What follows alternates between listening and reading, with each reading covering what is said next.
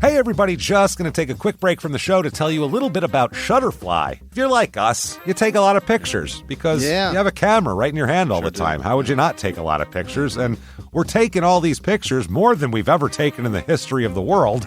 What are you going to do with them all? That's the thing. You used to get a solid picture, and then you'd look through them, and you could enjoy them. Now they're like back on your camera roll. You can't even find them. You don't want that. That's why the cool thing you need to do, and what I did, and I think it's pretty cool, is create a Shutterfly photo book. Oh. What I did, and you're going to enjoy this, Jimmy, because I haven't showed this to you yet, but took all of our pictures from being on tour this year. Oh. All live show pictures, us backstage, us on stage, doing all that stuff, and like some of the venues and things, and made a little photo book out of that. Also, they have free 24-hour designer service as well. With their 24-hour designer service, a professional designer is going to lay out the book for you for free in just a day. Make something that means something with Shutterfly. Enjoy 40% off orders over $29 with promo code SMALLTOWN. See site for promotional details. And now back to the show. Hey everybody, just going to take a quick break from the show to get you styled up with Stitch Fix. Shopping's hard. It's hard. With Stitch Fix, you get a stylist, though, who understands your style, your size, your budget, and they do all the shopping for you. Wow. This is excellent. Shopping, I'm telling you, shopping and figure out your style, it's overwhelming. Let somebody help you when it comes to getting dressed. We don't know what we're doing, so we let Stitch Fix help us out. A Stitch Fix stylist there. They know what works on us. We get the prices that make us look really good, and it feels good. You get some confidence boost walking around knowing that you're looking decent here. Oh, yeah. Yeah, we just give the stylist our sizes, style, budget preferences. We order boxes when we want, how we want, no subscription or any of that required. And they send called Just For Me pieces as well. Like, maybe you'd like this, and it's awesome. Outfit recommendations, styling tips. You keep what you love, you send back the rest. It's super easy. Yep. You can do it, and we are doing it because it's excellent. Personal styling for everyone. Get started today at stitchfix.com/STM. That's stitchfix.com/STM. Now back to the show. This message comes from Greenlight. Ready to start talking to your kids about financial literacy? Meet Greenlight, the debit card and money app that teaches kids and teens how to earn, save, spend wisely, and invest with your guardrails in place. With Greenlight, you can send money to kids quickly, set up chores, automate allowance, and keep an eye on your kids' spending with real-time notifications. Join millions of parents and kids building healthy financial habits together on Greenlight. Get started risk-free at greenlight.com/Wondery. This week, in Port Penn, Delaware, a woman's night out at the local roller rink turns into a 20-year ordeal that unfolds with plots, plans, and unexpected alliances. Welcome to Small Town Murder.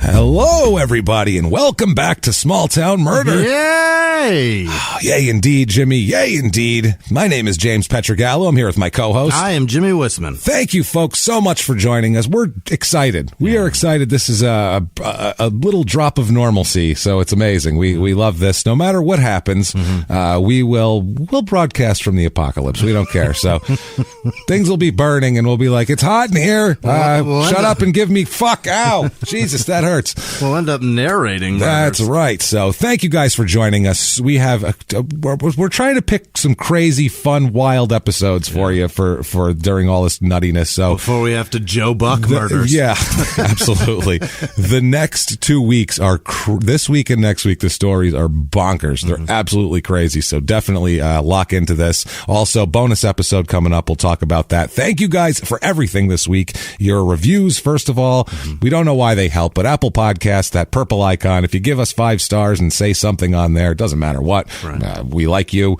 This show is good. They're forcing me to do this. It doesn't matter what you say. It helps for some reason. So do that if you can, and it helps drive us up the charts. So if you want to help us out on the business end, thank you for that. Head over to shutupandgivememurder.com. There's things there. There's things there. All sorts of merch, and we have new shirts and designs up all the time. Those are fun. Your crime and sports stuff there as well. Listen to Crime and Sports if you haven't. This is the perfect time to do it. Don't tell me you don't have time.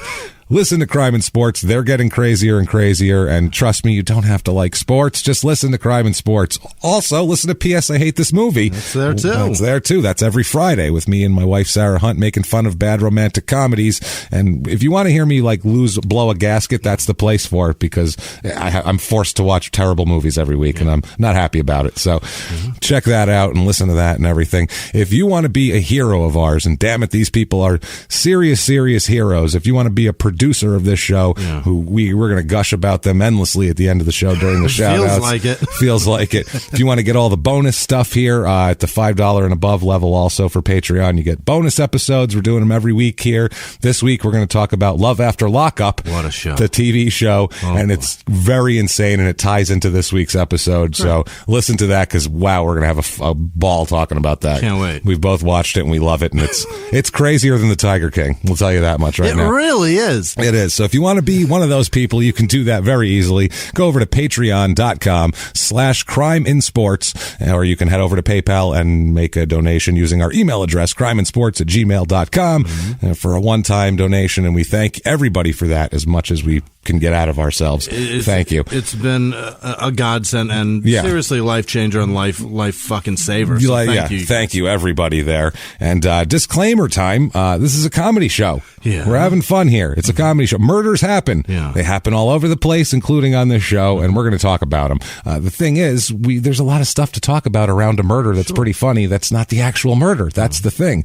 Lots of stuff. A bumbling police force that lets a murderer go free or something. We'll make fun of a murderer if that comes up. Either way, though, what we go out of our way to do, we try not to do, is we don't make fun of the victims or the victim's family. But why? Because we're assholes, but we're not scumbags. There you go. That's how it works. So we're going to have a good time, and if you want to have a good time and enjoy just a crazy-ass story, welcome and welcome aboard. If not, if you think true crime and comedy should never go together, these things are bad, then you shouldn't listen to the show, probably. And we thank you for trying us. Move along. Dateline's good, things like that. There's all sorts of stuff like that that's very serious, and you'll love it. So enjoy that stuff. But for the rest of you who want to have a good time, I think it's time to shout. And you know what? You can shout it. You're not in your offices, probably. It's normally, I say, if you're in a conservative office, go in the bathroom. No, scare the shit out of your dogs and children in the middle of your house and yell, "Shut up and give me murder!" And watch your cat run under the bed. Let's go on a trip, Jimmy. What do you say? That's heavy. Let's do this. Yeah. I'm losing my mind. I can't wait. And I took edible. I don't even care. I took some edibles before the show. Yeah. We're going to have a ball. I can't even go. I'm losing it. So forget it. It's edible time. Let's have a ball, Jimmy. Let's do this. You got the Corona kicking. I got the edibles. Let's have fun. Right. So let's go on a trip. What do you say? All right. We're gonna have to walk because we can't fly anywhere. We'll drive and keep real tight in. But we've been in Texas, we've been in Florida. We're going up to Delaware this week. Okay, it's kind of a forgotten about little place, Delaware. We're going to Port Penn, Delaware, which is a very little place. It's not New England. This is a mid Atlantic region. Isn't Delaware? Oh, you're right. Yeah, it's not part. Yeah, I'm from the Northeast. It's not part of New England. It's a little south. It's very south. New England is like Maine. Massachusetts, New Hampshire, Vermont, maybe Vermont. If Vermont's kind of a no man's land. You're not in the tri-state, people, with the New York, New Jersey, Connecticut. You're not in the New England per se. You sort of are. That's where you're thrown in. There's only 7 of them, right? There's like 7 people. We've gone through this before. Yeah, it doesn't matter. Doesn't matter. So this is in northern Delaware, which is Panhandle. Yeah. I got family from there. They are hillbillies. It thins out to a nice handle where you could really fry something up on Delaware. It's 35 minutes to Dover, Delaware, which is the capital of Delaware. An hour to Philly, if you want to go somewhere better, go to Philadelphia, and about an hour 25 over to Baltimore. Everything's so close. It's all in there. Yeah, the East Coast is nice like that. So you got that. It's in Newcastle County, Delaware here. Zip code 19731, area code 302. It doesn't have a motto, and I didn't even bother making one up because there's just not enough people. No. Although that's the thing, there's so few people, they could probably get together and agree on a motto just in one room. Not now, but eventually they could do that. So to talk about them, a little bit of history of this joint here. The first Europeans that were here here were at Fort Christina. They were from Peter Minuit's 1638 expedition on the Swedish vessels Fogel Grip and Kalmar Nickel. Oh boy, it rolls off the tongue. Yeah. There's those famous boats: the Nina, the Pinta, the Santa Maria, the Fogel Grip, and the Kalmar Nickel. You know them all. Right, the Mayflower, all the famous ones. Right. The Kalmar Nickel, though, that's obviously... That one sounds gross. I had a poster on my wall as a kid, the Kalmar Nickel poster, just a bunch of Swedes hanging off it. Right. How you doing, guys? They laid out the town, the Swedish people, in the where the modern-day Wilmington is. They laid all that out. Okay. Which is kind of the big... Wilmington, Delaware. Yeah, it's the big town of that area here. But apparently a dispute ensued between the Swedes and the Dutch, which is a funny dispute. A slap fight. It's just Borgen, Yeah. And they're like, it's very polite. Very few balled up Very fists, white. Yeah, in that argument. They start at they're like, we'll start at dusk because otherwise we're all going to burn. We can't. Somebody got slapped with a handkerchief. Absolutely. No one comes out in the sunlight here, I feel like a fucking white glove smacked in the face. They let like Bugs Bunny. Like Sven from the one side and whoever the Dutch guy is, the two biggest guys got together like in The Postman and they fought at the end.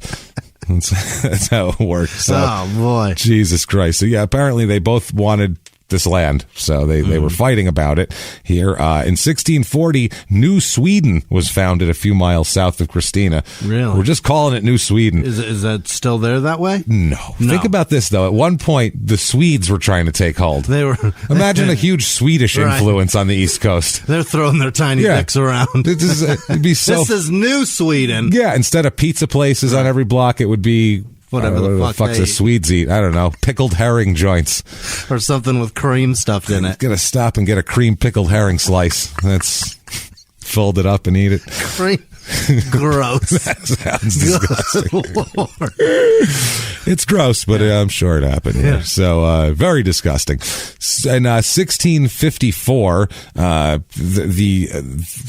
things started to get even. They tried to, it kept going back and forth, basically. The Swedes had complete possession of the west side of the Delaware River, and then then they ended up meeting with the local Native Americans to reaffirm their purchase of this, and then the Dutch ended up saying, fine, if you're going to do that, we'll give our shit to England. Oh. So they gave their land to England, and England was like, yeah, you Swedish, you're not doing this shit. Take a hike. This is ours, and you're not coming in. So that's kind of how that worked. In 1673, the Dutch attacked the territory, though, and claimed it as their own again. Everything. So, yeah, this is just a lot of white people fighting each other for very... Stuff that brown people already own. It's all for harbors. There's a lot of harbors around here.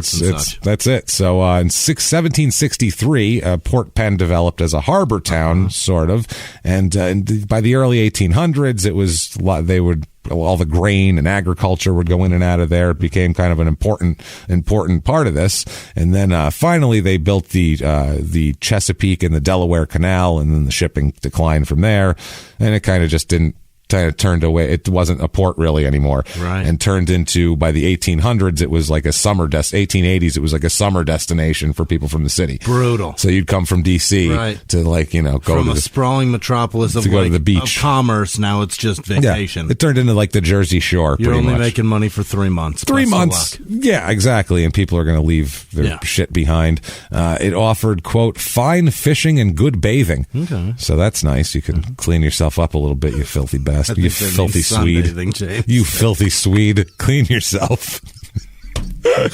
Let's pick on the Swedes for the whole episode. What do you say? Bath, you pasty fucks. They never take any abuse, the Swedes, right? We ignore them. Everybody ignores them. You never hear these Swedish cocksuckers. Right. If only the Swedes didn't move into the neighborhood.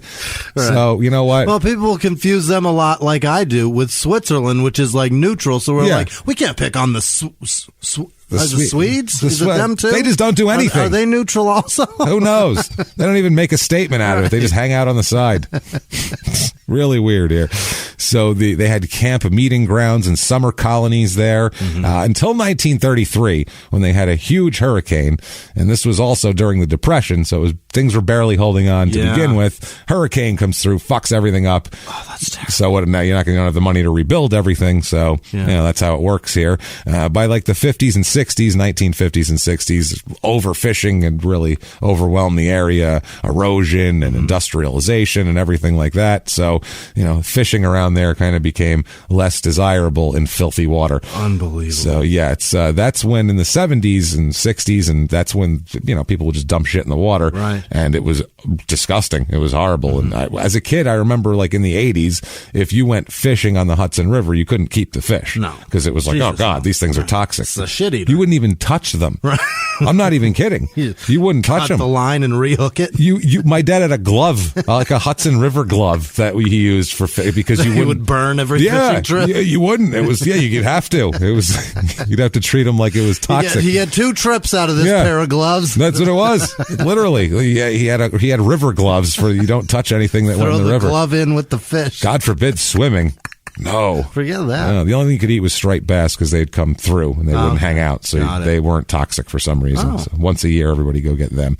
Either way, Port Penn's population has dwindled, and there's a lot of historic buildings there, but there's really not a lot of people there to enjoy them at this moment. Named in time. after William, obviously. It's right? William Penn came here. Son of a bitch. William Penn was here for like 3 days, and they named it Port Penn. That guy's got everything named after him. Stopped he got by. a fucking state. They got a whole state, colleges, all this shit. He stopped by here, looked around, and they were like, we're going to call this place Port Penn. Okay. He's been. That got you some clout back then. Unbelievable. Like he might be involved in this joint. Port Penn itself was named to the National Register of Historic Places in 1978. Here, it's a kind of a marshy, shitty area to kind of be honest with you here. It doesn't have, they have all these historic buildings, but it doesn't really hold on to the history of everything because of how it kind of it just kind of fell apart. Yeah. It would be like keeping up the history of Atlantic City. Well, it's a dump. Who cares? It's kind of there. William Penn didn't do anything, did he?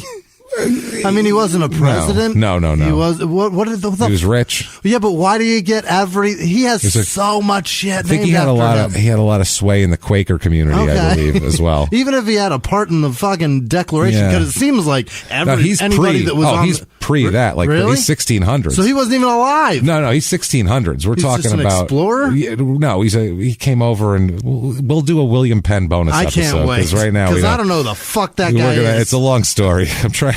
It's not fair. I'm like, how do I quickly explain William? I don't know.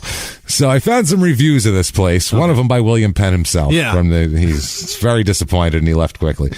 No, the only review I could find is a great review, but we'll get into it here. It's a 5-star review, and the title is "Live in a Small Town Surrounded by Wetlands," which sounds like an ad, right? For some housing development, for Florida. Yeah, he said. This one says, "Quote: I have lived in this small town for 8 years, and I love it. Everyone is friendly, and we are surrounded by miles of wetlands for the dog and for us to walk in. It is an original colony of Delaware, and there are many historic buildings in our small town. If you are an adventurous person, the Cleaver House is free to live in for life if you renovate it." Okay, well, move on in there. Well, you gotta be fucking look it up. Right. Apparently, that's what they say. Adding backsplash to live there. Apparently, so look it up. We need a small bed and breakfast and a small restaurant. So they're saying move in there and do that. The only tavern in town is currently is Kelly's.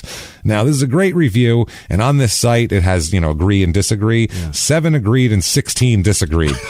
So no, sir. But I looked up this tavern because this has reviews. Kelly's, and they are night and day, whether you're a local or not a local. If you're a local, it's the greatest place in the world. The food's amazing. They tell you all the shit to get. If you're not a local, here are the reviews. 1 star, horrible. My wife and I went to Kelly's before Memorial Day. Place is real dark like a dungeon. Waitress was snotty right from the start. Ignorant would be an understatement. Waited about 10 minutes while she screwed off doing nothing, and then we got up and left. Save both your money and your time. So I was like, maybe it was like 5 minutes, and she was just letting you get settled. Some people are dicks. Right. So then I kept reading more, and I found locals only, one says, 1 star. Chef Gary Curry is so right. We will never go again. We sat at least 30 minutes for a drink. Then when there was 3 people steady getting served. The barmaid looked right at us and ignored us. We ordered 2 platters. 40 minutes later, no platters, and she said she forgot. I told her to keep them. So go to the Augustine Inn, better class of people. Okay. So basically, if you're local, it's a hangout, and if you're not, they won't serve you. Basically. You had all day to get your platter. Come on by. Yeah, otherwise, but if you're go on vacation, go somewhere else. Eat dicks. Yeah, we don't want your money. So there you go. That's the kind of place we're looking at here. I don't like the word wetlands. I don't like that in the description. It sounds marshy, muggy, and lots of bugs. I was just going to say I see bugs in the air. Yeah. Like when you look over, like in Florida, and you can just see clouds of shit them. floating. Yeah. Big things, little things, and you're like, the big things are eating the little things in midair. There's a strange buzzing going on that you're not sure what that's hang out from. With my kids in this? I don't think so. No, that's why we don't say wetlands. No, wetlands. And wetlands are a good thing environmentally, but they sound disgusting to hang out in. I don't want to live there. No. Let's plot my house in the wetlands. That'll be good. The population of this town, people, not a lot, 310 people. Oh. So this is one of the small ones where the stats are all messed up because it's so small. Females, there's about 55% female, which is obviously pretty high. Age-wise, it's lots of kids, few old people, and that's about it. Median age is 31. Okay. It's a low median age, but there's a ton of kids here. So what I would take from that, whatever that's worth. Less married people than normal here, only 35% married. 0.0% widows here. None. No one's spouse has died here. Okay. That's interesting. Divorce rate's a little bit high, but obviously you never know. Yeah. The household size is like 4.5 per household, which is like double the national average, which is interesting. I never usually do that stat, but it's way out of whack here. 0.0% single with no children people. So if you're going to party and look for some single folk, that's nuts. Don't go to Kelly's Tavern, order some platters, and expect to meet some single people because it ain't going to fucking happen. It's just not happening. You're not going to get your platter or pussy. There'll be a kid crying in the next room anyway because a single with children is 45% of the population. Oh, wow. Which is 3 times the normal for that. So that's mainly. So they'll almost half. Yeah, they'll have kids waiting at home, burning the house down and shit, but, they're not going to. That's incredible. That's wild. Race of this town, it's 88% white, 0.0% black, 0.0% Asian, 0.0% Hispanic. What is it? The other 12% is 2 or more races, so at least part white. Right. So everyone's at least part white in this town. Everybody's white. Everybody's white. Everybody's white in Del. And with 12%, I was like, is this going to go like Lebanese? There's just like a huge Lebanese. It's all Algerians. That's all it is. It's very strange. Algerians, Albanians. Right. It's very, anybody that starts with an A is welcome there. No one else. Aryans. Afghanis. Yeah. Nobody else. And obviously Aryans. Yeah. Now, religion here, it's about 47% religious, which is a little low, but not much. It's usually 50-50. Not a lot of Baptists here, so you can tell it's the middle region. 26% Catholic, though. Catholics are the Baptists of the Mid-Atlantic region. Over there? Over by the Atlantic Ocean. Just beyond New England? Yeah. The Catholics tend to hug tight to the water. Yeah. Put it that way.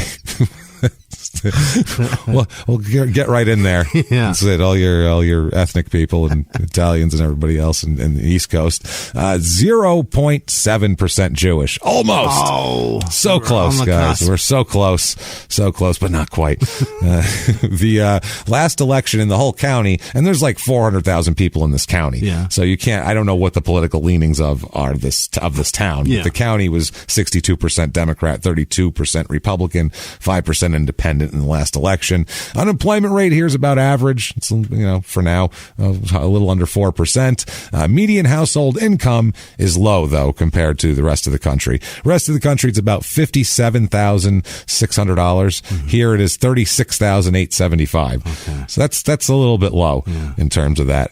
Pretty much everybody makes between $30,000 and $50,000. That's interesting. To live near that close to the water. Yeah, that close to the water, but it's not it's like marshy. That's what I mean. It's like living, this isn't a beachfront property type of place. There are some nice places here, but it's also kind of dumpy in a way as well. So we'll talk about here. Cost of living, 100 is regular, average, par.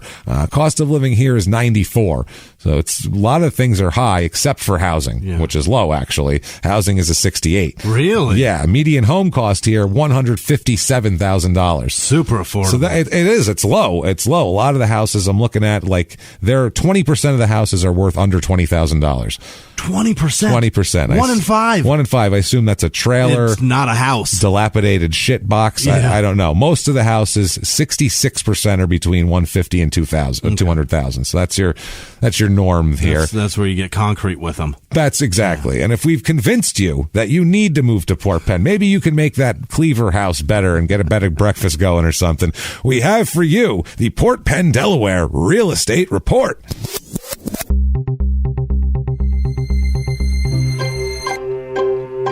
Your average 2-bedroom rental here is high for the housing cost. It's about $1,220, which is... Why would you? It's a lot of people rent here, so the rent is higher than the housing. Okay. There's not a lot of houses for sale, actually. It's hard to find them. I found a 3-bedroom, 2-bath, 1,200 square foot shithole. It's a shithole. Yeah. It looks messed up, man. Okay. Even from the outside, it looks crusty. Okay. You're like, oh, I don't want to look and see what the bathroom in there looks like. $90,000. Okay. So, I mean, a little bit affordable. Then I found 33 acres of land. Yes. Trees and wetlands and just cattails. Whatever. Yeah. $849,000. That's a lot. It's a lot. But how many acres? 33 acres. Maybe it's not that much. That's a lot of land. Yeah. It's a bunch of land. Not too shabby there. And then I found a 4-bedroom, 4-bath. If you want to stretch out, this is like the nicest house around. 4-bedroom, 4-bath, 5,973 square foot. Wow. Huge, and it looks like the Beetlejuice house. Yeah, it's like a square like that, like a cool big points. Yeah, like a big square. It's cool. It looks like the Beetlejuice house. It's awesome. Big high points on the roof. I think so. Yeah, on the roof it has high points, and it has like a guest house out back. It's kind of set up the same way. It has no walls and no roof. No walls, and that's what I was so disappointed that the deck didn't have one wall on it. I was really mad. It's the weirdest thing. $1,199,000. This house is set up though. For 6,000 square feet. It's beautiful too. Jesus. Yeah, it's inside. It's done right. It's a nice house. I mean, if you're wealthy, that's the thing to do. Speaking of things to do, things to do. Oh boy, in this town, I found the Smithsonian Folk Life Festival. Yeah, I imagine there's a lot of American history. Going to get a lot of that shit going on here.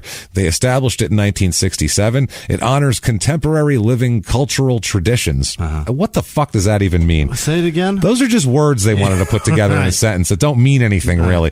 We honor contemporary living cultural traditions. Oh boy! Shut up! No, what? Like someone making candles still in their house? What are we talking about? Someone got a loom going on? Right. I don't know about. Isn't cultural traditions a little bit redundant too? I mean, yeah, it's your culture is your traditions, and they celebrate those who practice and sustain them. So it's people doing old school shit now. Right. So wasting time. That's traditions. Produced annually by the Smithsonian Center for Folk Life and Cultural Heritage on the National Mall, this festival has featured participants from all 50 states. Well, thank shit for that.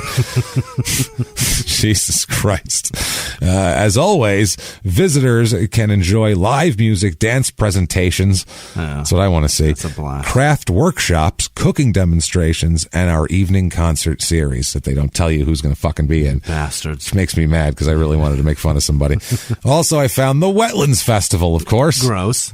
Festival celebrates and preserves the community's tradition of boats, hunting, fishing, and trapping. Free admission and parking. Yeah. That's what I'm talking about. More than 40 Delaware crafters, artists, and, quote, voices of tradition presenters on topics ranging from hanging net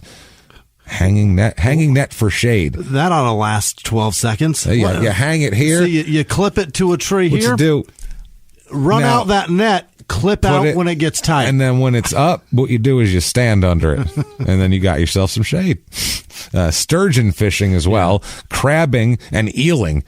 Gross. What? Eeling. To historic wooden boats, trapping, progging, and hunting. Progging sounds sexual. It does. That sounds like something. Keep Sounds this between like me and you. what happens when you pass out first. But like... keep this between me and you, but Bob's sister, Yeah. I fucking progged her, bro. Yeah, it was. Don't tell him. I mean, no, she was cool with it too. She asked me to. She was so cool about it, he's going to be pissed. But he wouldn't be happy if he knew I did that to her, because I mean, she's still limping. That's the only problem. But she wasn't upset about it. I don't know. So also the sailing shad skiff, and also it's a boat. The Groningen Miss boat will be there. Careful. Children's activities include Jungle John with his live animal show, which totally sounds like Kid Joe Exotic. Yeah. When I looked at his picture, he is he's Joe Exotic for kids. Is he sitting there with a monkey? Is what he is. He's got like goats and shit. It's not even like anything impressive. Yeah, farm animals, That's man. what I mean. Calm down. There's also going to be live music from a man named... I think I would have done this case even if the case sucked, just to say that there's going to be live music by Crab Meat Thompson, because that's this guy's name. He's talking about local. It's Crab Meat Thompson. There's a guy not aiming for the masses with his music. I'm looking to really be popular in like northern Delaware. Crab Meat Thompson. I need an audience of about 300 that'll get me 2 gigs a year. That Chesapeake Bay area is really going to set it off for me, I feel like. Chances to win bed and breakfast getaways and morning duck hunts. You're going to win a duck. Congratulations, Jimmy. You may wake up at 4 a.m. and sit in the wetlands. That's the only way I get permission. There you go. Congratulations. Sit there at the crack of dawn blowing into a fucking wooden duck call. You know it. And of course, have to sit through crab meat for that? Crab meat. Well, you get to sit through Crab Meat Thompson, right. I believe is what you're saying. Only after Jungle John is done. Right. Crab Meat. See, this is the thing about Crab Meat. He's a fucking pro. Yeah. He's not going to upstage Jungle John. Jungle John's going to have his goats, doing whatever they do, fucking each other's faces. He's not going to come up and start strumming in the middle of that. No. He's going to wait till it's his time. Center stage. Yeah. Now it's crab. Ladies and gentlemen, all the way from Wilmington, Crab Meat Thompson. Jungle John's going to go wash that jizz off his hands now. Jungle Jizz John? Jungle John jizz. Jizzy Jungle John. Jungle John There's a song there. John Jizzy Jungle Heimersmith. That's our guy. And Crab Meat Thompson. And Crab Meat too. Oh boy. Also, of course, food trucks, because we all want to smell diesel exhaust while Jungle John does his thing. I want to eat a $14 grilled cheese while I smell diesel exhaust. Thank you. Because it's a family friendly celebration, partially funded by a grant from the Delaware Humanities. So you can check into that. It seems like there's zero forethought into the planning of fucking actual fun. I would say so. This doesn't sound fun. No. Right now, March 2020, they're having some problems because apparently there's a cemetery that they're saying there's like a cease and desist order where they're trying to fight because the cemeteries are built over like the town's water supply because it's all well water. So they're concerned that some bodies that are buried without vaults or coffins are contaminating their water supply. So there might be leaking corpses in this town's water supply as well. Body sludge. Body sludge. You better get a Brita. So Brita, shit. That's making Flint look tasty. Give me that methane. That's great. Holy At least it's not my Aunt Kathy. Shit. So, it's a little interesting. That is. So crime rate in this town, besides corpse contamination, property crime, there's a lot of crime here, is double the national average around here. And violent crime, murder, rape, robbery, and of course assault is triple the national average. It is dangerous. Triple. I don't know what is going on with these 310 people and why they're so messing with each other so much. They're upset about the loss of the fishing industry and the breakdown of the Swedish cultural setup that they had. I feel like that has to be it. So that said, let's talk about a murder. All right. Hey everybody, just going to take a quick break from the show to tell you about the safest sponsor ever, Simply Safe. Absolutely, these people will keep you safe. It's amazing. You know that every 26 seconds a burglary takes place in the United States, according to the FBI. That means that by the time this podcast is over, dozens and dozens of homes will have been targeted, ransacked. God knows what happens here. So protect your home before it's too late with Simply Safe proactive security system. Simply Safe helps stop threats before they even have a chance to break in. Named Best Home Security System by U.S. News and World Report 5 years in a row. And by us for about the last 8 years as well. If you trust us, believe me, you want Simply Safe. So visit simplysafe.com/small to claim 50% off a new system with professional monitoring plan and your first month free. That's simplysafe.com/small. There's no safe like Simply Safe. Now back to the show. This show, Small Town Murder, is brought to you by BetterHelp. Get yourself some therapy, everybody. Honestly, here. We often hear about, red flags that you should avoid. Hey, that's a lot of a thing. It's become a real phrase now, real cliche. But why don't you focus also, you look at green flags in friends and partners. Look for good things as well. Right. And maybe you're not sure what that looks like, though. Therapy can help you figure that out. What are positive things? What are the green flags? And then you can practice them in your relationship. It's absolutely a fact. And so, honestly, we absolutely are huge advocates for this. It really, really helps. BetterHelp is fully online, making therapy affordable. It's convenient. They serve over 5 million people worldwide. You can access a diverse network of more than 30,000 credentialed therapists, wide ranges of specialties there. Here's the coolest part. You're not getting along with your therapist, you're just not feeling it, you can switch at any time, no extra charge. Wow. The thing is, they want you to get help. That's it. And you can do it with BetterHelp. Discover your relationship green flags with BetterHelp. Visit BetterHelp.com/smalltownmurder today to get 10% off your first month. That's BetterHelp, HELP.com/smalltownmurder. Now back to the show. Because I'm sure there's a lot of them, but I found this one, and whoa, it's a wild one here. Let's get into it. This is one of those, just when you think it's over, it is far from over. There's so much more. It's just wacky. Let's start out. Let's go back in time. Time to get in the time machine, Jimmy. Right. Me and you, we're spinning, clocks are going, and lightning's striking. There's William Penn. Hey, look at him. How you doing? Have fun. We'll get to you later. We'll ask you later. So now we are like Bill and Ted. Yeah. Looking for William Penn to explain himself. Right. Explain yourself, Quaker. What'd you do, fucker? What'd you do? Why'd they like you so much? I'm sure you diddled somebody.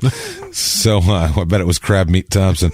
So let's go back to 1990, September 30th, 1990. Okay, September 30th, 1990. There's a young lady, 22 years old, named Julie Spencer. Yeah. And her mother wakes up that morning, and she was supposed to be home the night before, and she's not there. She's missing. She on the night before, September 30th, is when we're starting. Julie planned to go roller skating. Yeah. She's a regular at the Christiana roller rink. Okay. She's always there. She's got her own skates and everything. Hell yeah. Slung over the shoulder. Yeah. This feels 1977, but it's 1990. I went around that time. They were People popular did. here too. She was like popping. They called her she's into it, an avid skater. Yeah. Like her mom was like, that's all she did. And so the next morning she's not at home and she fails to show up at work. Oh no. She works as a dental assistant also. So she fails to show up for work. She doesn't come home. Her mom freaks out a little bit and starts contacting friends. And hey, did Julie spend the night at your house? And back then you'd have to call around. You'd have everybody's number. Right. And you'd be searching for scraps of paper. Right. Where is it? Oh, my God. Fingers are exhausted. Absolutely. So nobody knows where she is. Everybody said that, didn't she go roller skating? She said she was going roller skating the night before, just like she told her mom. And no one knows where she is. So people they begin to look for her.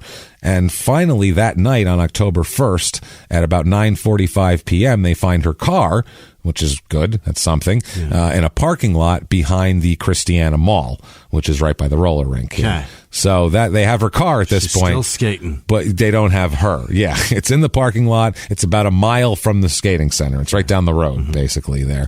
So her mother, Susan, she just she keeps asking around too. She contacts the police, obviously, and file a missing persons report. But she also she goes to the skating rink, and everybody there, nobody could recall seeing Julie there that night. Not at all. And she's a regular, so everybody knows when she's there. It's, hey, Julie, how's how's it going? Right. She's good at it. The staff and people that hang out there. I guess it's like certain people go certain nights to the roller rink. I don't know if it's like a bowling league kind of. Like it's Thursday night. I don't know. I mean, there is that. Yeah, I guess that's true. I suppose. Like, it was pretty popular on Friday nights, I think. Yeah, this was like a Sunday night. I don't know if it was Sunday night skate around. It's probably cheap on Sunday nights, maybe. Who knows? Like they do like bowling. You know, right. Hey, come in at 10 p.m. on a Sunday. It's 50-cent games or whatever, the free shoes or some shit. So here, she says, so Susan doesn't think her daughter ever got to the rink. Because, nobody saw her. At least her car did. Her car got a mile away from the rink, at least. Oh, it's over there at the Christiana Mall. At the mall, a mile away. So no one recalled seeing Julie. A week goes by, few days go by, and they, police start to go, going over her car for evidence. Maybe there's some form of some struggle or something like that.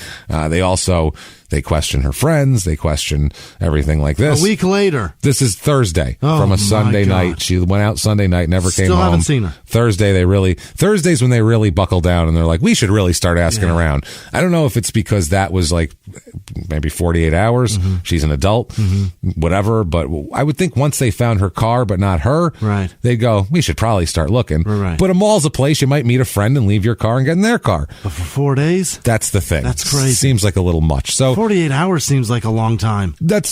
Absolutely. So who the hell is Julie? First of all, we got to find out a little bit about her. Apart from a great skater. Apart from a she can skate backwards like nobody's business. Oh boy, hands behind her back, skating.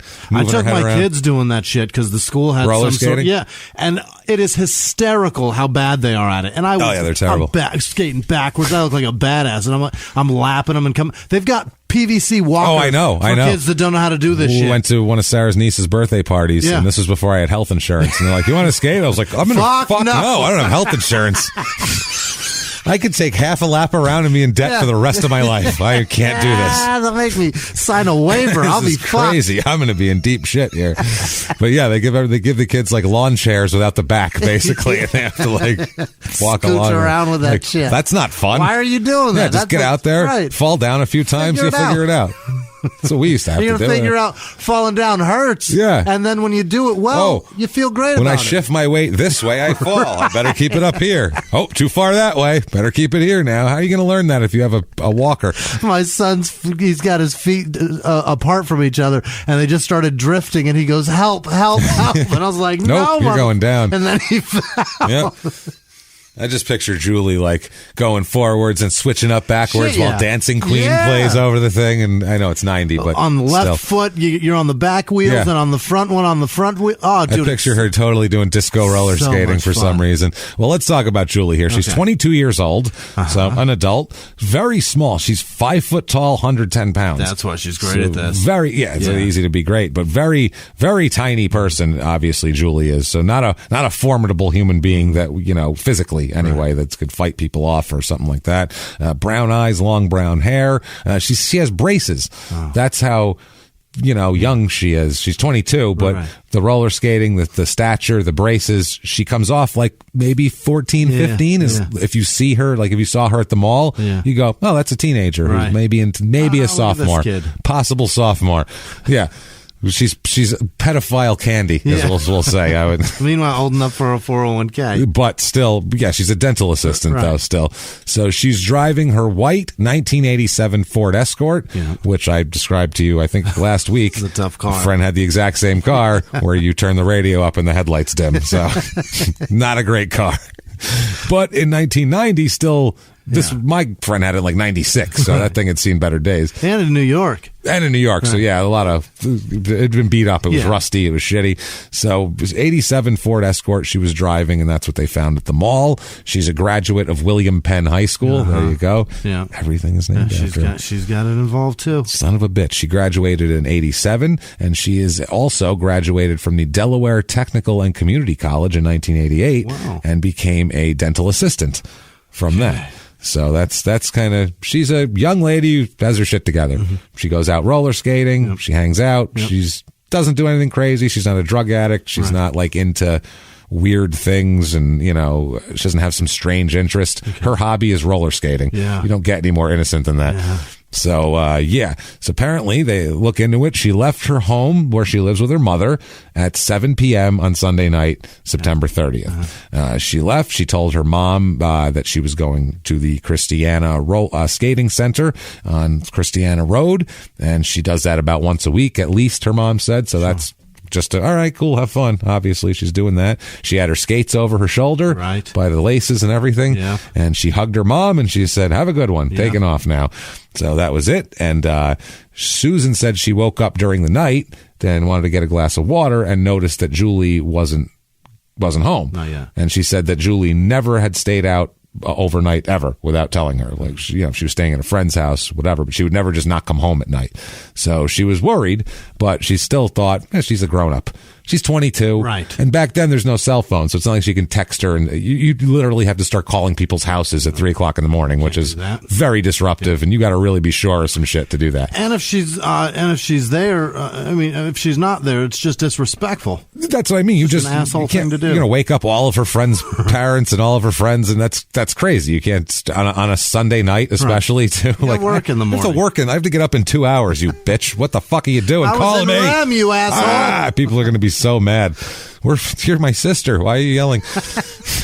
It's like, why'd you call me a bitch? You're the same mother. So she waits till the morning and she calls up the dental office where her daughter works to see if her daughter showed up for work there. Maybe she stayed at a friend's house and got dressed and went to work. Right. I mean, weirder things have happened.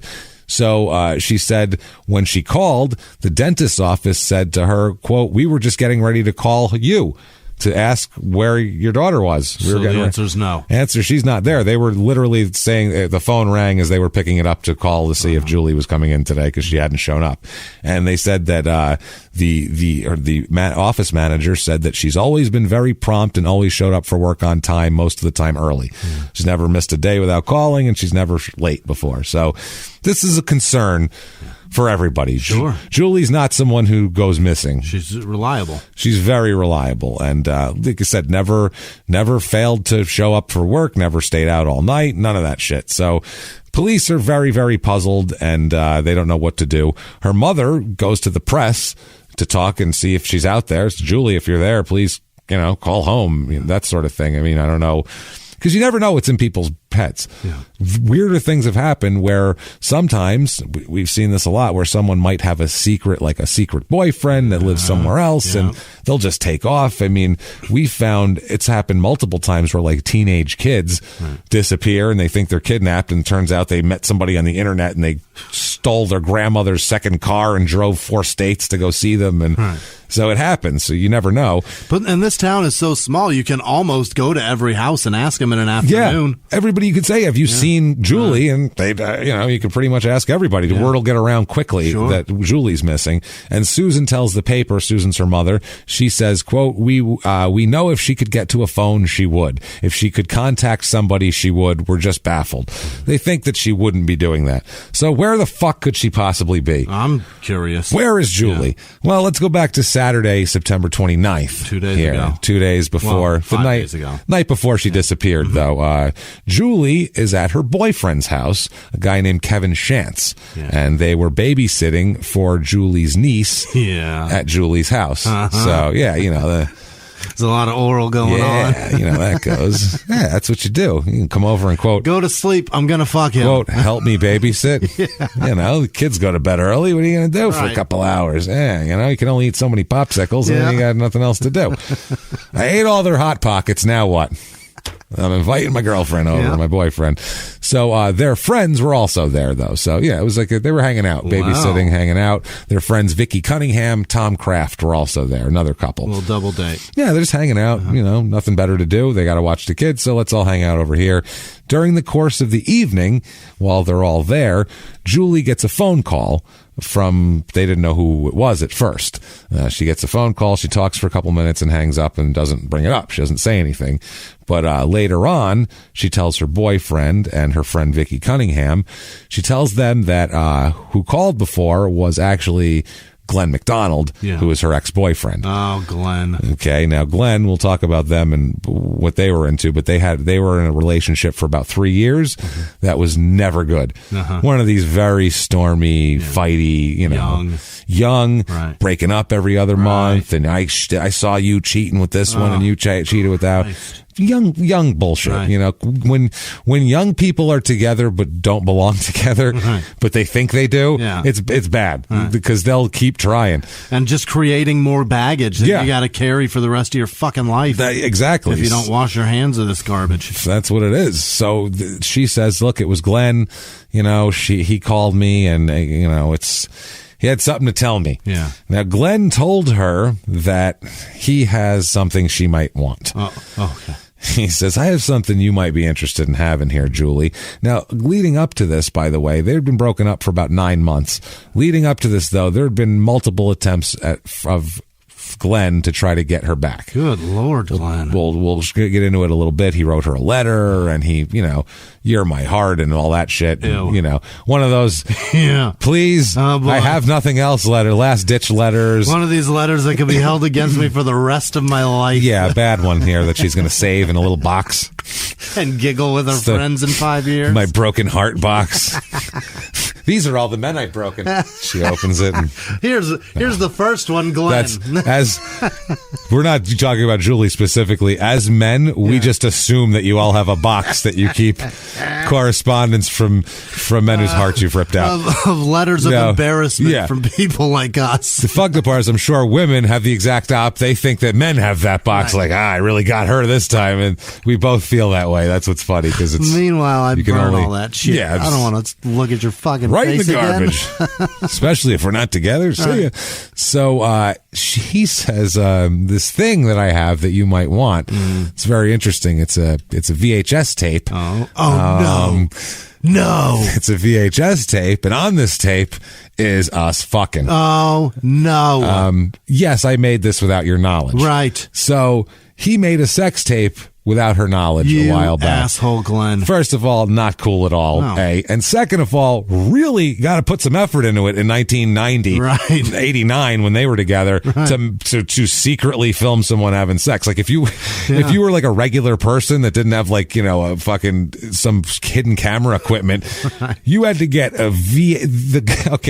you couldn't put like now like a webcam somewhere and hide it like people do or whatever. You had to get a VHS Fucking recorder. shoulder hat. That was the size of, it was basically you put a VCR on your shoulder with a lens on the end of it. You put a microwave on your shoulder And then you just- and record your day. And you turn it on and it sounded like a snowblower too. You go, the tape whirling, the fucking fan going. It was a hardcore piece of equipment. Well, it imprinted images on a film. Anything that's ever recorded in the 80s, you just hear like this whirring and a film sound. And if he's a cheap shit, as we'll talk about, I don't think he has that much money. It's probably an older model camcorder, which he probably had like the briefcase of battery that you had to carry with it. So you have a microwave on your shoulder with connected to a cord that has a briefcase on it. You almost got to hire somebody to be a cameraman to make a video of you fucking. Yeah. So, and if she didn't see that giant red fucking light on that thing that illuminates the whole room when it's recording. How messy must his room have been to have that blend in? Holy shit. He had to make like a pile of clothes to hide the tripod. So I'm trying to think, how else would you do it? But either way. Not putting it on her at all, but still. No, Jesus Christ. This is. He had to put some effort into this. Rewinding 3 years prior, it's possible this is fucking kiddie porn too. She's 22. Oh, okay. Yeah, I guess you have to rewind much further. They got together after she was 18. Yeah, so no, everybody's of age here. God damn it. And he's 2 years older than her. So he's 24, Glenn. So that's not an issue. It's just a matter of he filmed someone without their consent having sex. And now after they're broken up and she's with somebody else, he's saying, it is leverage to see her. I got this tape you might want, which is creepy. I don't want it anymore. It's sticky. Yeah. if you feel bad about it, then fucking destroy it. Right. Don't do this. He says that, or Julie tells Vicky and Kevin and everybody here that Glenn McDonald, her ex-boyfriend, wanted to meet her in order to give her the videotape. Mm-hmm. He feels bad about it. He wants to give it to her. Whatever. So this, like I said, this relationship ended in January 1990. Mm-hmm. We're in September now. So he had been making a lot of attempts to salvage the relationship, but she's with this Kevin Shantz guy and she likes him and they get along, and she doesn't have any interest in being with Glenn anymore. I guess over the summer he had made a bunch of declarations to her. Like I said, wrote her a letter that we'll have quoted in a little while here. Oh boy. Then he continued to go after her when she wouldn't reciprocate. And then finally, he lately, over the summer, had been threatening consequences if she dated anyone but him. If you better not date anyone else, I'll fucking kill that guy and I'll make sure that no one wants you anymore. The typical possessive, psychopathic ex-boyfriend. Plug in whatever threat, weird, ominous thing you want to, and he said it to her. Weird shit there. So on the 30th, September 30th, Julie calls her boyfriend. This is the Sunday. Right. Julie calls her boyfriend, Kevin, and Kevin is stationed at the Aberdeen Proving Ground in Aberdeen, Maryland. So I don't know if he's in the military. He's stationed there, so he must be. According to this, he got off the phone with her at about 6:50 p.m., and she said at that point, she didn't tell her mom this, but Julie tells her boyfriend that she's going to meet Glenn to pick up the videotape. While he's at work. While he's, over there. Which you're there. This is where I'll be. If you're this guy, you probably want to go with her. Yeah. Like to go do this. Right. You don't want, especially if he's threatening and you don't even know. I'd be like, I don't even know if this videotape is real, and I'm going to come with you just in case. Also, I'm in the military. I operate guns for a living. Yeah, I'm not afraid of this idiot. Right. So apparently, she said she's going to do that, and then she was going to go skating after that and hang out with her friends and do all that shit. So a little bit before that, on Tuesday, September 25th, a few days earlier, before the weekend, she also told her friend Rena McKee, who was a coworker of hers, that Glenn had called her the night before on Monday the 24th and Glenn had told Julie that he wanted to see her on Sunday evening in order to give her something, but wouldn't say what it was. And then later on, that's when she told, this is what I got, because she wasn't biting. Yeah. So then Saturday came around and he's like, look, this is what it is. Videotape. Us you fucking. Want it or not? You want it? Otherwise, I'm gonna, I don't know, make copies and mail them out. It's 1990. With forethought to stick around. Post them on YouTube. Right. I'm gonna digitize them. Right. So later on, they could be not YouTube. I could post them on whatever horrible revenge porn site I can find. I'm gonna go to your friends list and send them to all your family. That's what it's gonna be. Everybody, but not now. Right now, I'm gonna have to actually. It's a lot of stamps to send a VHS tape. I don't know how many stamps. That's the problem. How much postage do you put? If I can find out the correct amount of postage, I'm going to make everyone think you're a whore. Your whole family's Watch out. Going to get it. Your whole family. Your grandma's going to see this shit. I'm going to label it Julie's 17th birthday. They're all going to watch it. Everybody. So, I'm going to label it coming of age. Know what I'm saying? Know what I'm saying? Wank, wank. Mm-hmm. Terrible shit here. Gross. So poor Julie here. Julie, she told her boyfriend she was going to the skating rink after she meets Glenn at his house. His house is like right by the skating rink. Okay. It's between the skating rink and the mall, basically, and it's right there. It's all within a half mile. His house is within a half mile of both. So she told him that, and then she told her mother that she might stop at a friend's house before the rink opened, because the rink opens at 8, but she didn't know. So that's how that went down, and then obviously she was never seen at the rink. So as far as anyone knows, everybody really wants to talk to Glenn. Clearly, Glenn. Would you like to see a picture of Glenn, Jimmy? Oh, boy. Let me put glasses on. There you go. Let's fucking guess. Holy shit. Let's take a look at that. Put 24 years old. That's a 24-year-old man. And he has a mustache. 36. He looks like a 36-year-old man with a shop teacher mustache. Yeah. It's really He looks weird. like a guy that hates his job. He's got those glasses that are like the dark at the top. Dark at the top. Like, Not at the bottom. Like a guy who was like a famous drummer in the 70s. Right. But by now he's just got these glasses on. So nobody sees who he is. All the strobes have hurt his eyes over the years. You know how it goes. That's what He's he got looks a real like. shit mustache too. It's a wisp. It's a terrible There's a little bit mustache. of space in between each hair. But I mean, we're talking clean shaven rest of the Right. face, just pow, stash this. Boy, oh happening, boy. and a weak chin, which is not how you. You don't run that out there. No, if you have a weak chin, Yeah. you can't do mustache and no beard, Right. because then it makes your top lip look like it sticks out even further, and your chin looks like it's even further in. You so look like you got it's a an terrible overlight. look. Yeah, you have a mustache if you have like a big, strong Right. strap. Like you need like a Tom Selleck chin to have a fucking mustache. That's what you need. Jay Leno could probably rock a hell of a mustache. He could rock a Raleigh fingers. He could twirl it at the end and put wax He in could it. legitimately weld a push broom to his face. He could just put like a Pomeranian on his face, just fucking glue it there, and it would look normal. nip a German Shepherd's That's tail it. off. Perfect. I'd be like, I'd like it to be fuller, actually. That's the thing. Need to Now- get a chow chow up here. Yeah, there we go. A Nice chow chow on either side. Nice and puffy. Yeah, big curlies on either. because the tails curl anyway. Yeah. So there you go. Now, Glenn McDonald, he is what's called a shade tree mechanic, What the fuck is which that? means he's a mechanic that doesn't have a job. Right. So he goes around to Okay. people's houses and fixes their cars for $50. Got it. In other words, he's unemployed and sort of knows how to fix cars. Yeah. That's what that is. I thought that was It's a not clever job. way of saying he's a landscaper. No. Definitely not. He's also a part-time truck driver now and then. Okay. He's basically just a dirtbag Yeah. who does whatever. He's a lowlife. And yeah, he's like it. a lowlife who, who does all this and films girls without Right. their fucking consent. He works So, to get beer money, and then that way maybe in a VHS tape. Right. That he can use.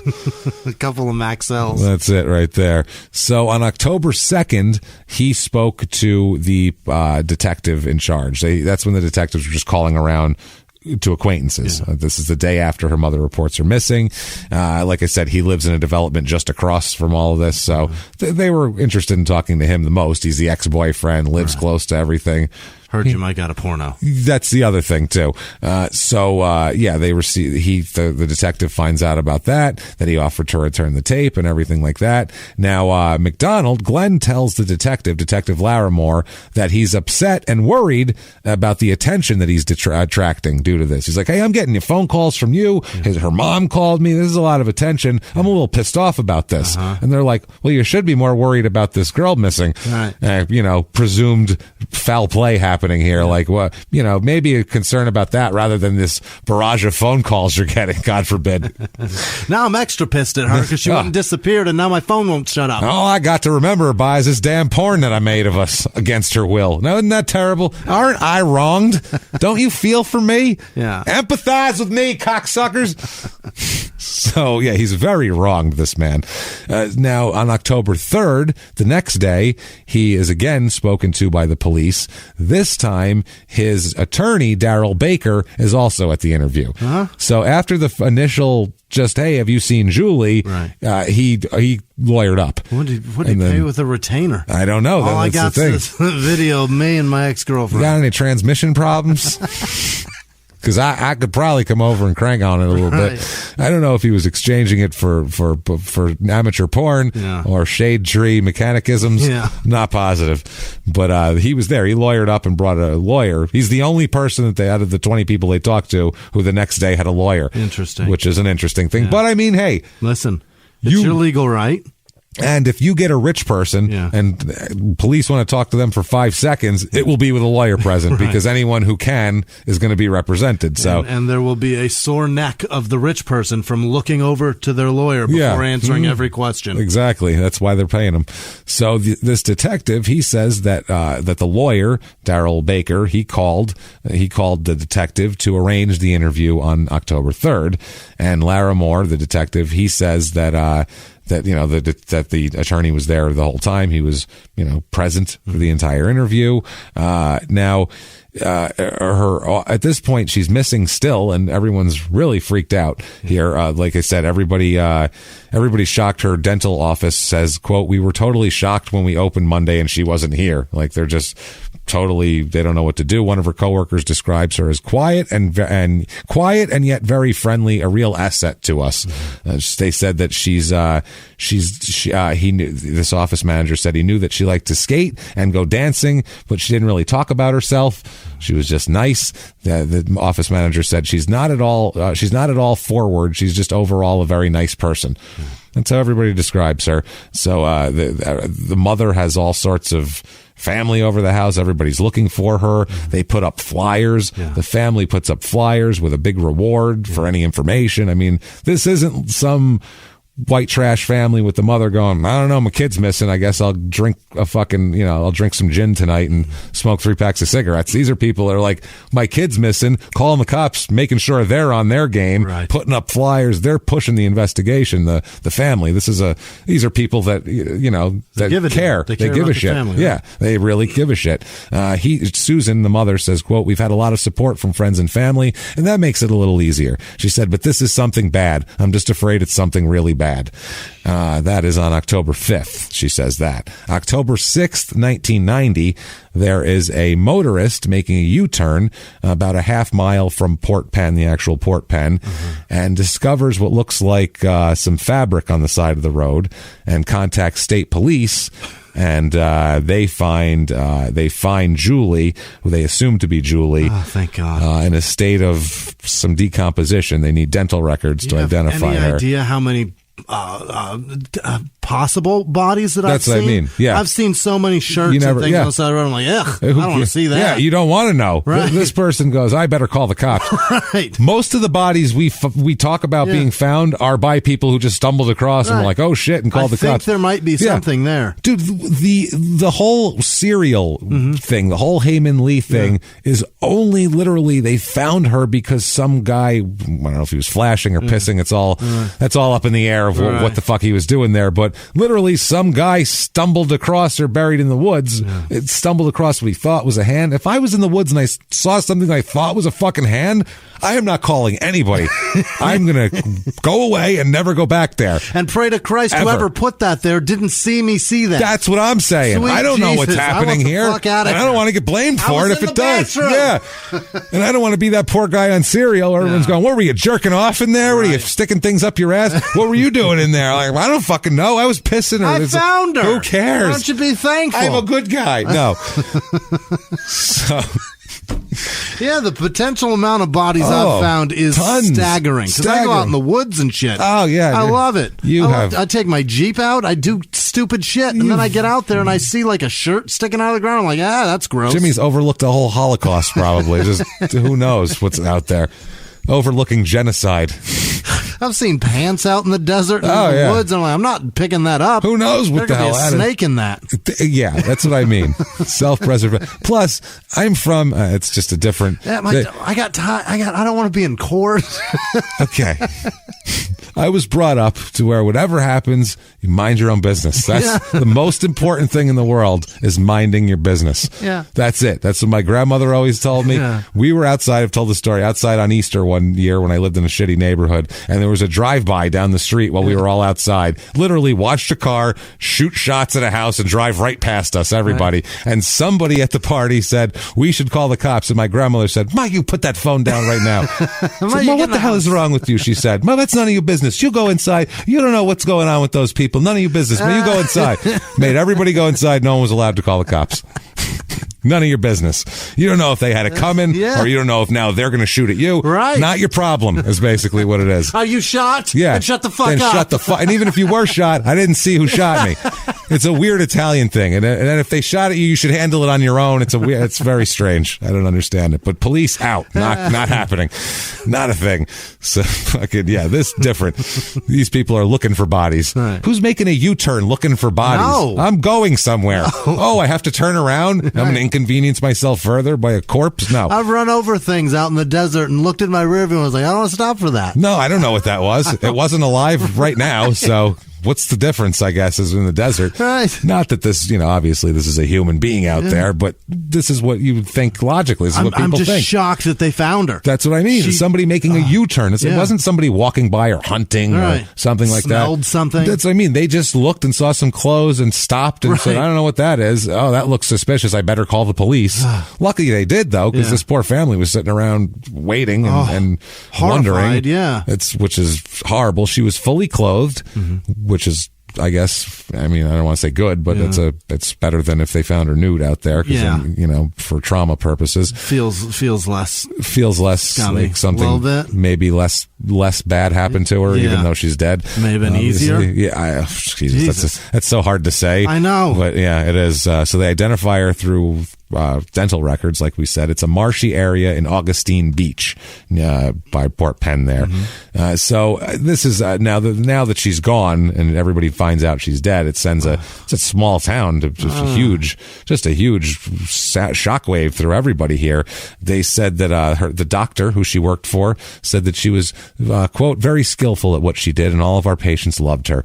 And they said a number of patients called the office during the week she disappeared. It's very somber here. It's extremely hard to accept. You read about this kind of stuff in the newspaper, but you never think it's going to hit home, which is why we do small town murder. Right. So October 9th, they want to talk to Glenn McDonald again after they find out it's her and everything. Again, he's with his counsel there. And like the previous couple occasions he's spoken to the police, he denies any knowledge of her whereabouts. I don't know shit about shit. Don't know. Shrug. Big Talk shrug. to my lawyer. Wow, she's gone. That's so sad. Right. I was trying to get back with her. Stop calling me. That's it. So they look into it a little bit. They find a letter from March 1990 that she has in her possession. Not on her, but in her. Hey, everybody, just going to take a quick break from the show and tell you about Noom. Has Noom helped you? I believe it has. Oh, it's got an app. You can do tracking. It's terrific. It does. Noom builds personal plans that can meet individual needs. That's the thing. Takes into account any dietary restrictions, medical issues, other personal needs. That helps build a plan that works for you. And yes, so I know that you've had your own personalized program here that you've been working on. And it's weight loss This is weight loss results that last. They stick around because you get yourself into a lifestyle change. That's what matters. That's mainly it. You can't just say, I'm going to cut that out for a month and then go back to it. That's not what it is. So I'm glad it's helping you. That's great. And it really does. I like the psychology and biology-based approach here. Noom Weight uses psychology. That's why they say losing weight starts with your brain, but it also takes into account your unique biological factors, Jimmy. All of your all different multitude flora and fauna that goes on inside of you there. Sure, yeah. Stay focused on what's important to you with Noom's psychology and biology-based approach. Sign up for your trial today at Noom.com, Noom.com here. Based on 3.5-year study of actively engaged Noom users with minimum starting BMI of 25. Individual results may vary. Visit our website for more information. Hey, everybody, just going to take a quick break from the show to tell you about a healthy, delicious item, Hero Bread. And we're both trying to get healthier this new year. Jimmy had a eye-opening doctor's appointment and things like that. So we're trying to get healthier, and I'm telling you right now, this Hero Bread is a good step in this direction. It's delicious, and it is really good for you, and it's really excellent. They have the sliced bread is good, the bagels, the tortillas. I know you've been they're terrific. Ranting about the tortillas. They're so good. With Hero Bread, you can focus on your health goals and still indulge in the soft, fluffy experience you love, but guilt-free. I really love the little Hawaiian rolls, too. Yeah. They're so good. They're so good. The Hawaiian rolls, they're legit. They're fluffy. Yeah. They're exactly how you want them to be. You'd never know it's low-carb and high-fiber bread from the texture. You get the soft, fluffy experience you know and love with your savory breakfast sandwich, late-night grilled cheese, Taco Tuesday. Do it. No compromises, just flavor, ultra-low net carbs, 0 grams of sugar, high in fiber. It's fantastic. Hero Bread is offering 10% off your order. Go to hero.co and use the code SmallTownMurder at checkout. That's SmallTownMurder at HERO.co. And now back to the show. Hey, Hey everybody, just going to take a quick break from the show and tell you all sorts of good stuff about Chime. That's what I'm talking about. There's so many extra fees you have to pay in life. Everything. You go to the airline, there's an extra ticket on that. There's extra fee on every fees, hotels, fees, all this type of stuff. We're trying to make progress, and the next thing you know, here comes another fee coming at you, and it's more money than you expected, and your whole math is thrown off, and it's awful. Learn more at chime.com/smalltownmurder. Chime is great with that stuff. I mean, you can't beat if your things are a little tight, especially around the holidays or after the holidays. You need that money a couple days early, or you go grocery shopping. You got a car payment due. There's so many things that don't cross over exactly how you want them to cross over. Make progress toward a better financial future with Chime. Open your account in 2 minutes at chime.com/smalltownmurder. That's chime.com/smalltownmurder. Feels like progress. Banking services and debit cards provided by Bancorp Bank N.A. or Stride Bank N.A., members FDIC. Spot me eligibility requirements and overdraft limits apply. Boosts are available to eligible Chime members enrolled in Spot Me and are subject to monthly limits. Timing depends on submission of payment file. Fees apply at out-of-network ATMs. And now back to the show. In her room here, where a part of it is, quote, this is what he's quoted as saying. I hope, I'll say this later on. Quote, "You are my strength, my inspiration, my reason for living." He said, "Please listen to my words, for they are words of life or death." Fucking jerk off. Jesus Christ. I love how he tried to turn into Shakespeare for a minute. Please listen to my words, for they are words of life and death. In normal, if he was saying going to the store, he would never write for. He's like, it's more romantic this way. Right. What a fucking dildo. You're a dick, Glenn McDonald. I've done my best to write some nice things. I don't think I've ever written any shit like that. Not like that. Please listen to my words. For they are the words of life and death. This is coming from a shade tree mechanic / truck driver. 4. What grade do you think he dropped out in? What are we talking about here? So, also, then they go to him for, when they're going to him right after the body's discovered, they try a different angle where they're just trying to get, hey, we need your help. Yeah. You know her and blah, blah, blah. And he wouldn't say shit about shit. Nothing. He wouldn't try to help. He wouldn't try to do anything. So right away, they are suspicious of him big time. They had already questioned him, and they also questioned his best friend, a guy named Alan Smith, who told them that both Glenn and Smith were at a restaurant in that area on that night, and they were together. Other people, people had went with us, blah, blah, blah. A restaurant. The Rusty Griddle. I was going to say Kelly's Tavern, probably. He said that, he was there. He tried to, basically at first he said, we're at this restaurant. Then they came and said, look, come to this guy, and they go, look, we have some evidence here. Your boy lives here. We have this letter, threats. He's saying there's a videotape. There's a lot of stuff here. And so basically, if you don't start talking to us and giving us something that we believe, we're going to start thinking you did this. Right. Basically. So it's the old, do you want to be a witness or a suspect thing that they like to throw at people. And most of the time, they'd rather be a witness than a suspect. We're going to call much more. That's exactly what it is. So he said, okay, tell you what. He goes, this is what happened. He goes, I was trying to protect Glenn. He said, when they first questioned me, I've been trying to, protect him. But he said, finally, he wasn't going to talk about anything. But then he said, quote, I was being harassed because of something I didn't do, and I got tired of it. So I decided I was going to say something. Big inconvenience. I don't understand how, I've never heard of a murder investigation being such an inconvenience to people where they're just... Do they call him at 3 a.m. with a tip? You know what I mean? Like every few hours just ringing his phone? You're not going to believe this, Glenn. Do they text him like 3 words at a time, leading to one paragraph? Were they doing like 19 texts? Is that what? And they're like, I can't take it anymore. Save your thoughts up in one fucking paragraph. Is that what happened? Maybe they just annoyed him to death. Put it in the notes app. Oh my God. You can copy and paste. You technologically fucking stupid bastard. So, he says he just got tired of it and said, fuck it. I'll tell you what happened here. He said, look, September 30th, that night, that's the Sunday night. He said, I woke up in the middle of the night by Glenn. Glenn said he needed some help.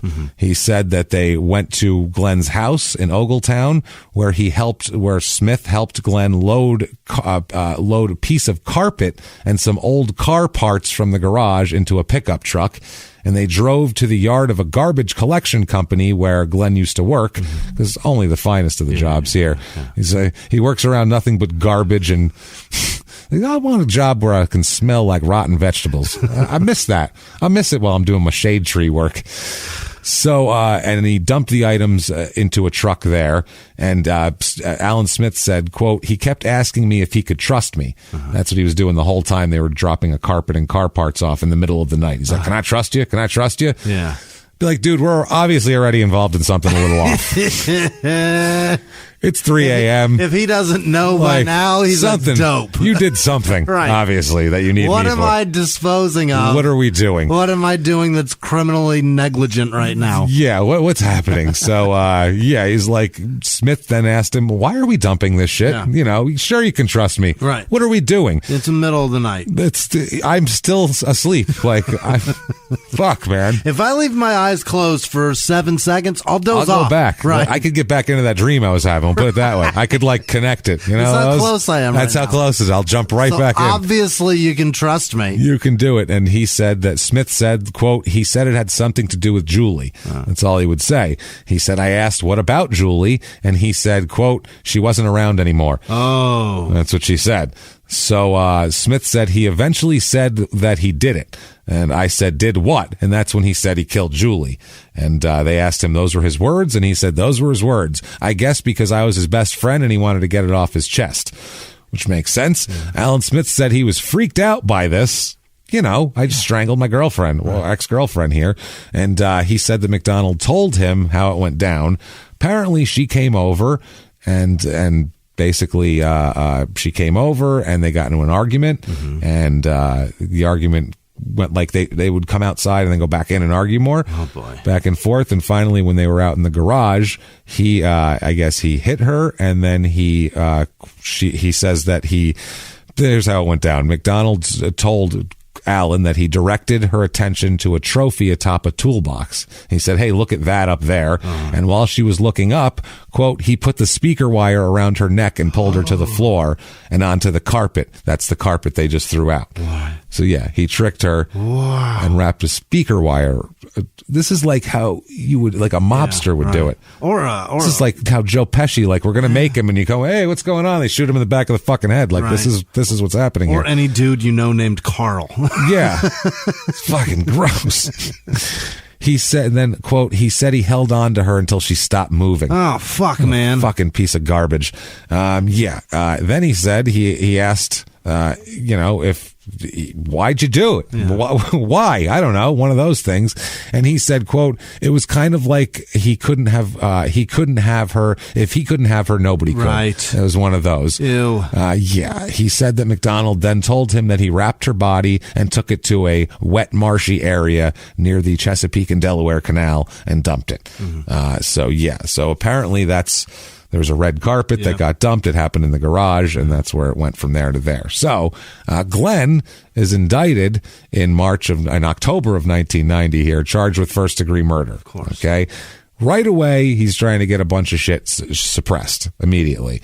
His lawyers are really active. I don't know what the deal is with this guy. I don't know if his family has a couple of bucks or what it is, but he's got a lawyer that's got their shit together here, and they're trying to get because there's also blunt force injuries. So that's what I'm thinking the car parts were. He hit her with a car part probably to keep her from moving. Shit like that if she wasn't dying fast enough. So inconvenient when people don't die fast enough. So, he's trying to exclude certain statements of that she made during the week prior to her death, saying that she's told the people that Glenn wanted to meet with her.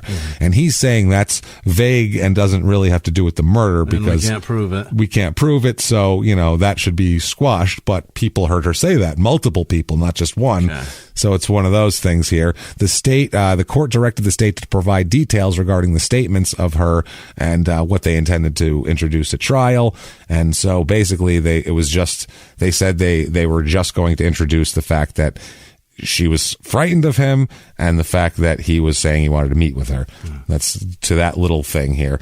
Also, McDonald, they talk about here, he did a videotaped interview, and they want to suppress that. Yeah.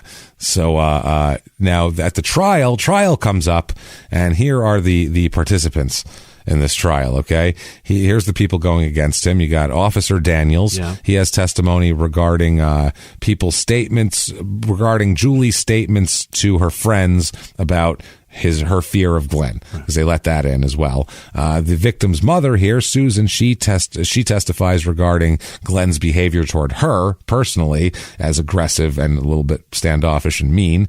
A guy named Jeff Wiley testified that Glenn used Wiley's backyard to spy on Julie after their breakup. Oh, that's gross. He lives near Julie, and he would go, what a weird thing to ask your friend. I'm going to come over. You mind? I'm real busy right now. It's all right. I'll just be in the backyard. Yeah, no, come on over. The game's on. Well, I ain't watching the game. What do you mean you ain't watching the game? That's what we're doing over here. So if you're coming over, you're watching the game. Not in the backyard, I ain't, pal.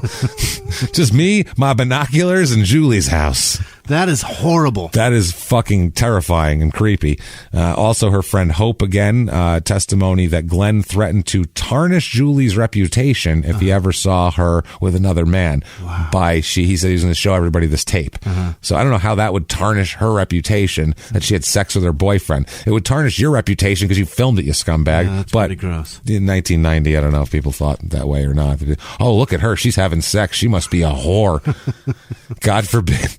She's a grown woman having sex with a man. No, stop her now. Jesus Christ. Also, her brother, Julie's brother, he testifies regarding Glenn's statement that there would be trouble if apparently before this had gone on, the murder and everything, Julie had a necklace that Glenn had given to her, and Julie wanted to give it back to him. She didn't want it anymore. So she said that her brother was going to go meet Glenn and give this necklace back to her, and that Glenn told the brother that there would, quote, be big trouble if he tried to return the necklace to him. So don't you dare come over here with this necklace. There's going to be big trouble. So he's threatening to beat up the brother for giving him a necklace back, which is very strange behavior. This dude is unnecessarily aggressive. He's really mad about the wrong things. That's what I mean. Unnecessarily aggressive. He doesn't want her to forget about him ever. No, ever. You can't give me that back, because then if she gives that back, then that's one less piece of him. That's one less tentacle on her. Yeah. Otherwise, then maybe if it's all, he's got a weird delusional thing. If she gives that back to me, there won't be a day that she opens up her jewelry box on Easter to get dressed and to see that and be like, oh, Glenn, how are you? But then that means, too, that she's returning. You take your stuff, I take my stuff. That's a physical separation. Obviously, you'll never wear this. I would only wear it, but I still don't fucking care. I want you to have it back. Gross. That's the equivalent of getting a wedding, an engagement ring thrown at you. One of those things. So I hate you so much I don't even want to pawn this. I don't even want the $3,000 I'd get for this thing. Here you go, or $2,000 or whatever the shit. I don't know. So now during the trial, also Alan Smith. He is the star witness for the state. He's the guy who helped dispose of shit and was got a firsthand talking to here. So much for trust. Yeah, he testifies that he confessed to me. He did all of that. He said that he used Glenn's father's truck, Robert McDonald, to dispose of the evidence, including the red carpet, wire, and trash bags as well, and threw some stuff in here. But then Robert McDonald comes up and says, because he's Glenn's father, he comes up and says that Smith and his son couldn't have used the truck at that point. He goes, no, they didn't use my truck. That's a lie. He said that it was in disrepair and it couldn't have made the trip that this guy described. So that didn't happen here. So then Smith also testified that on the night that Julie died, he and Glenn drove the truck from Ogletown to a dump near Newark, Delaware, discarded the materials, returned to the McDonald home, and then Glenn drove Smith back to his house and dropped him off. That's how it went. Now, Craig Spencer, Julie's brother, also, he was the one, he comes out and then contradicts statements made by Robert McDonald, and he says that Spencer and Robert had given... Jesus Christ almighty. Basically, they're fighting about he saw the truck out and he's saying it was broken. So they're fighting about whether a truck was broken or not in court, which is really when you have a guy describing blow by blow of what happened, it's really kind of a moot point. Couldn't have done it. That truck's a piece of shit. Yeah, that's it, man. Now on the defense, he has some people on his side. Yeah. He has a woman named Tracy Melton, who is his next door neighbor. She acts as an alibi witness for him, saying he was there, saying she saw him home there as a next door neighbor. He's also got another neighbor here, Thomas Davis, who's a 74-year-old man who lives across the street. That's who you want. Yeah. But I mean, he looks like, what's this guy going to lie? He's not his buddy. Right. It's not his drinking buddy who let him spy from the yard. It's less creepy. It's an old man that wears very thin plaid shirts. I feel like he does, and suspenders, absolutely, and a belt. Yeah, because you never know. Yeah. I love when I see that. Well, he wears the belt because it's like a tombstone for my junk. Everything below this is dead now. That's all dead. And it's smooth because it gets that roundness in the front that the old guys get, and it looks like it'd be smooth down there, like an action figure. Oh, boy. Stomach right into a smooth taint. So, 74-year-old Thomas Davis lives across the street from Glenn, and he said that between 7:30 and 9:15 p.m., he saw Glenn working in his garage. I don't know if he watched him the whole time. He said, I stayed outside on my bench until it started getting dark. Glenn was still home when I went inside. So he sat out there all night and stared at him. Stared at him doing whatever work he was doing. Look at him just working on stuff. That's a fun night, boy. He's still doing it. Wow. Still working. It's a hell of a night. Well, I am exhausted from all his work. I'm bushed. I'm going out inside now. Am I tired? Man, he did something over there. Now, during cross-examination, this Davis couldn't specifically remember what happened the weekend before, but he insisted that he saw McDonald there on that night. Okay. So that's what they were like, well, what happened? If you have such a great memory of specific days, what'd you do the weekend before? Right. I don't remember. Well, why do you remember this then? Yeah. Like, if it's just normal for him to work in his garage and he was working in his garage, why does that stand out to you in such stark fucking whatever? So another defense witness here, an Angela Bundick, Yeah. Bundick, Bundick. Her name is Bundick. Angela anal sex here. Bundick. That's what that is. Yeah. Bundick. His dick is specific for one thing. Angela? It goes in buns. Her name's Angela? Angela Bundick. Yeah. Angela ass stabbing. Angela M. Bundick. Oh, boy. Bundick. Now, she testified that she saw Glenn at his home around 7:30 that evening. She said she went there to talk with him, or with her mother, with Glenn's mother, not her mother. Right. Bundick went to talk to Glenn's mother. Got it. Okay, and she said she stayed about 5 or 10 minutes and left, and Glenn was there the whole time. Okay. So, these are his witnesses here. The defense also played a taped statement made by Laurel Smith, who's Alan Smith's brother, the star witness's brother. I'm sorry, Alan Smith's mother, not brother. I was saying, Jesus, Laurel. That's a lady's name. Poor Laurel. Now, Laurel made this statement to police in October 1990. On this tape, she said, quote, Al told me he left with Glenn, and Glenn dropped him off to shower and then went to work. You're the best, Al. You're the best, Al. You're the best, Al. By the way, we'll do a watch along with Dope Sick Love one of these days. Can't wait. Definitely. He says, quote, I did not believe Glenn could do something like that. He's too good of a kid. That's what Laurel said. Just wasn't believing it, that anything like that happened. He lawyered up, Laurel. He lawyered Jesus. up. He laureled up, Laurel. So now his lawyer, Glenn's lawyer, he says, quote, everyone knows that Julie Spencer was terrified of Glenn McDonald, which is an odd thing to start out with to defend your client. Right. Look, he scares his ex-girlfriend, right? Aren't you on his side? That's weird right away. But he uses it to his advantage. He says Julie Spencer would have never gone to Glenn McDonald's alone. That's a good point. He says it was Al, not Glenn, who killed Julie. He said because he said he notes that there's a red carpet fibers found on Spencer's body, and there's also green carpet fibers there, and a piece of maroon carpet was found in Smith's house, and Smith owned a car with green interior carpeting. So they're like, must have been Smith, because they said that, Glenn set this up to give the tape back to her through his friend because she was too scared to go see Glenn. Smart. So then Al must have just freaked out and killed her for some reason. Clever strategy. That's it right there. They said Al tried to flee when he saw police searching his house, which actually did happen. When the cops came to search his house, he ran. He fucking ran out the back. He knew already. He knew he was in trouble for something. Right. And he said that also a piece of hair found in Julie Spencer's watch band had some of the same characteristics of a sample of Smith's. This is pre-DNA on a piece of hair. Yeah. They would they literally get a guy under a microscope and he look the same to me. Take his two thumbs and stretch it out. That's it, pretty much. So very difficult to tell. With the eye. All they could tell was literally similar characteristics is what they would say as that. It was weird. So Glenn here, he has to testify. Yeah. He's fucked if he doesn't testify. He's got to testify. Everything looks real bad. Everybody's just indicating you. Yeah. You have to get up and say, here's my explanation. Not only not me, but here's what happened.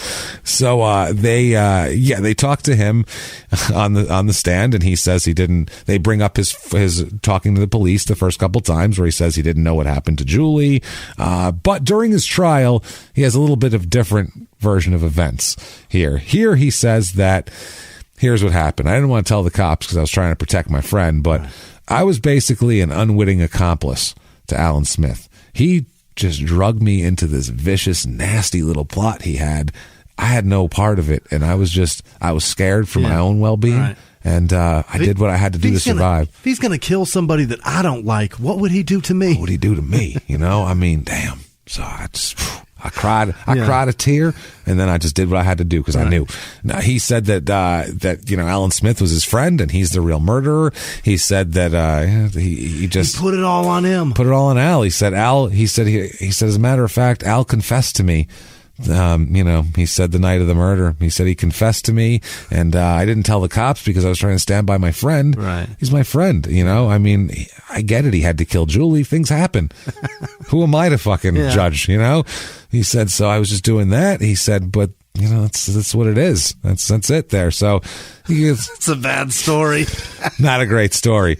He said that it was, Smith, he destroyed the evidence, and he said it was a red carpet from his house, not my garage floor carpet that's also red, that's not here anymore. It's not that, obviously. Right. Not that. So they also, they talked to a bunch of other witnesses who basically said that Glenn began constructing his alibi the same night before Julie was even known to be missing.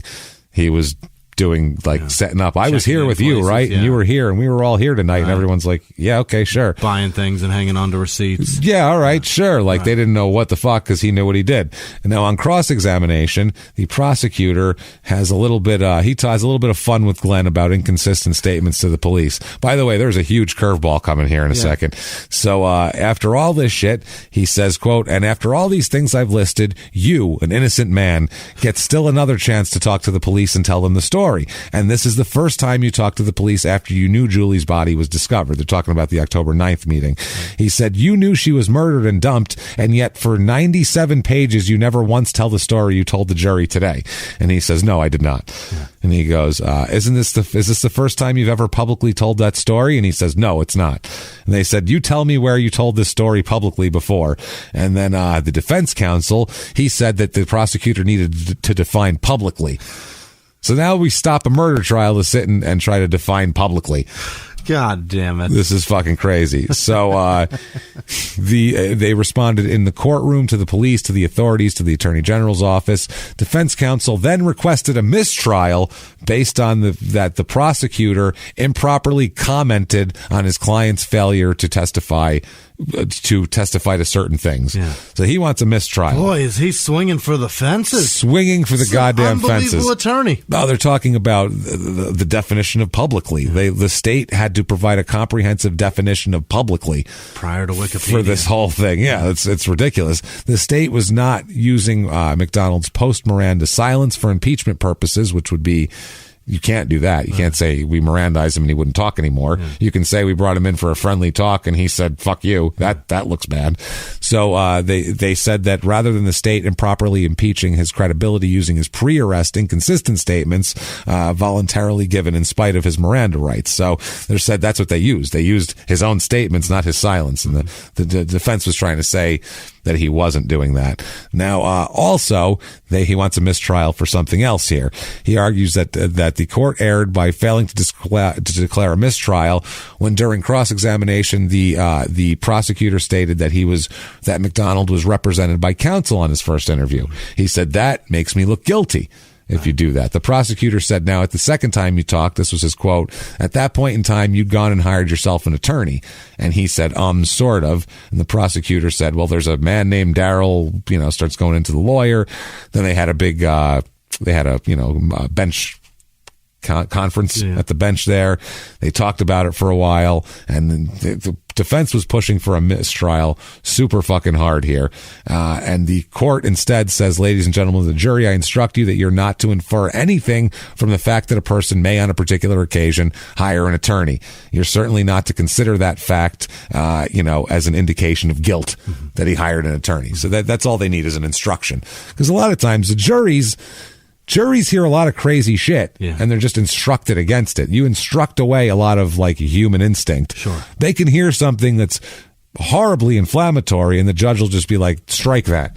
You heard that. You can't strike that. You can't strike it from my memory. From my mind of knowing things. I'm going to have to pretend that didn't happen? Yeah. Your brain gathers things, and you can't just take a piece out of your puzzle. Your brain is constantly answering questions about your surroundings. That's what it does. Trying to make a puzzle out of it, trying to put all puzzle pieces together. You don't take pieces out. Your brain's like, oh, I want that piece extra now because it shouldn't, I'm not supposed to have it here. So in closing arguments, the prosecutor said that the evidence obviously points to Glenn. He said when he killed Julie Spencer, he needed a patsy. He needed an alibi. He needed Al Smith. You had a best, Al. No one will ever know exactly what happened in that garage. Did the defendant try to talk her into coming back? Did Julie finally have the courage to say no? And did the defendant finally snap? Then he said, quote, he lost control. Spencer had got away from Glenn McDonald, and Glenn McDonald couldn't handle it. So that's the closing. Now, before the verdict, the jury goes into deliberations. They send them in there. The jury has some questions during deliberations here. They come back and they have to answer questions posed by the jury. Here's some of the questions. Why did Detective Edward Mayfield testify regarding a body wire when no such evidence was presented on such surveillance? That's one question. They wanted to hear all stipulations made during the trial. Stipulation is an agreement between the defense and the prosecution to have certain evidence admitted to the record. So they wanted to see what that was. They also wanted the written conclusions of FBI reports on hairs found near and on Julie Spencer's body. They wanted that, and that said they were similar in characteristics to Smith. They also apparently they told jurors to disregard any statements about the body wire, because apparently a detective misspoke about somebody having a wire. Wearing a wire. Yeah. The prosecution said, I believe you're mistaken. He said, oh yeah, actually I am mistaken, blah, blah, blah. It was a quick little thing that meant nothing, and they tried to make a huge deal out of it here. Now, they said during cross-examination, defense attorney asked the police why they didn't wire Al Smith up to get this confession from him, and Mayfield replied, we already had somebody else to wear a body wire, and it proved fruitful, and then it turns out that was a mistake. He was mixing it up with another case there. So they send the jury in. Now, jurors, after a few days, they come to the judge and they say they've reached an impasse and they can't come to a decision. Can't do it. So the judge sends them a message saying, get your shit in there. Get a fucking verdict. Yes or no, fuckers. I like when the judge just goes, yeah, I'm not going to accept that. No. But half of us think one thing and half of us think the other. Well, you're going to have to convince each other. I don't know. Punching each other. At that point, you can't someone's going to vote a way that they don't believe if it's like that. Yeah. But that's the process. Ballsy. We got to keep this shit moving along. Yeah. Court costs money. Yeah. See, and we can't just keep do this again. Yeah, we pay you guys like what, $12 a day to sit in there? Fucking assholes are indecidable. You're unsure, right? Fry them or not? They don't care. Just let's move it along. So the judge sent a message, like I said, which instructs them to reconsider the evidence of each side. About 4:30 p.m. that day, he told them to resume deliberations Monday at 11:30 a.m. And then they did that day, and then Tuesday at 9:30 a.m. The jurors said they're still locked up. Yeah. They said McDonald, Glenn, and his family seemed real talkative and happy, while Julie Spencer's family wasn't real thrilled about all this development. What the fuck? They finally come back. The jury is hopelessly deadlocked. Oh my God! Mistrial is declared. Mistrial is declared, and so. Nothing. No conclusion on that. They try him again. Retrial. Same exact evidence gets in. It's the exact same trial, pretty much. You could just replay the things. He has a couple of issues, Glenn does, where the prosecutor makes a couple of references to, quote, the last trial or the last proceeding, which he says can, poison the jury, and he wants a mistrial, but he doesn't fucking get one. Well, the other point is that if a juror or if a prosecutor says shit like that, that says to me that's in favor of him. That's positive for him. In our other trial, why was there another trial? Yeah, why was there another trial? Why wasn't he convicted? Yeah. Oh, he wasn't convicted? That's weird. That's weird. What did they find? Yeah, for him, it's just anything that you can throw out there. Yeah. Now, midway through the trial, this is interesting. Midway through the second trial, the prosecutor goes to McDonald with a plea deal. Yeah. See if he'll take it. It's a plea deal for second-degree murder, which has a maximum of 20 years in prison. Wow. Max 20. So, I mean, what the shit? That's not too shabby if you're this guy. Not justice. No. And Glenn says, go fuck yourself. Yeah. This trial's going the same as the last one. And I got off last time. So, I mean, you could keep doing this all day, but I ain't going to fucking admit to shit. Yeah. So, he doesn't take it.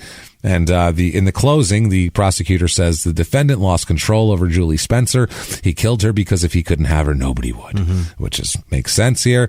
Verdict this time. Yeah. Jury deliberates again. It's a couple of days. Yeah. It goes on this time. Guilty. Yeah. He is guilty this time. Okay. So there's that. Oh, what a. Found guilty of first-degree murder. System we have. It's fucking weird. Yeah. Finally found guilty, and that's where the story really begins. Yeah. When he's found guilty, because that's when it gets weird. Oh boy. Okay. Now here comes your curveballs. Yeah. They're like everywhere. All right. Now, while he's awaiting sentencing, he gets married. To who? He first of all, him and Al. Okay, him and Al are getting married. Him and the guy from across the street, the 74-year-old. Yeah. He marries a 26-year-old named Tracy Beth Melton. Right. Tracy Melton, does that name sound familiar? What the fuck? That's his next door neighbor. Yeah. Okay. Now, while in the time between conviction of first-degree murder and sentencing, he marries this woman and impregnates her. Wow. First of all, that only takes a couple hours. He's guilty of first-degree murder. They're not. There's no point. Why did he leave the house? I think it's the Love After Lockup jizz in a bag. The Love After Lockup show, which we're going to talk about on Patreon this week, the Patreon episode. There's this woman, and she wants a bank robber, right? She's with a bank robber, and she said she went to visit him, and she said the talking head of her, she goes, he wants a baby so bad.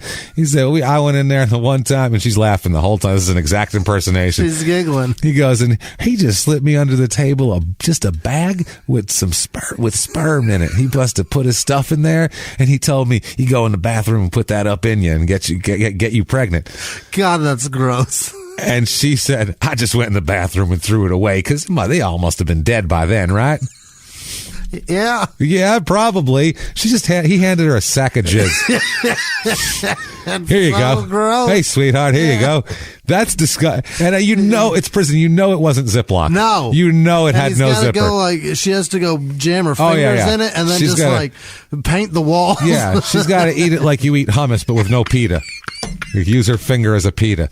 Either that for or his jizz hummus. Nibble the corner. For his hum jizz.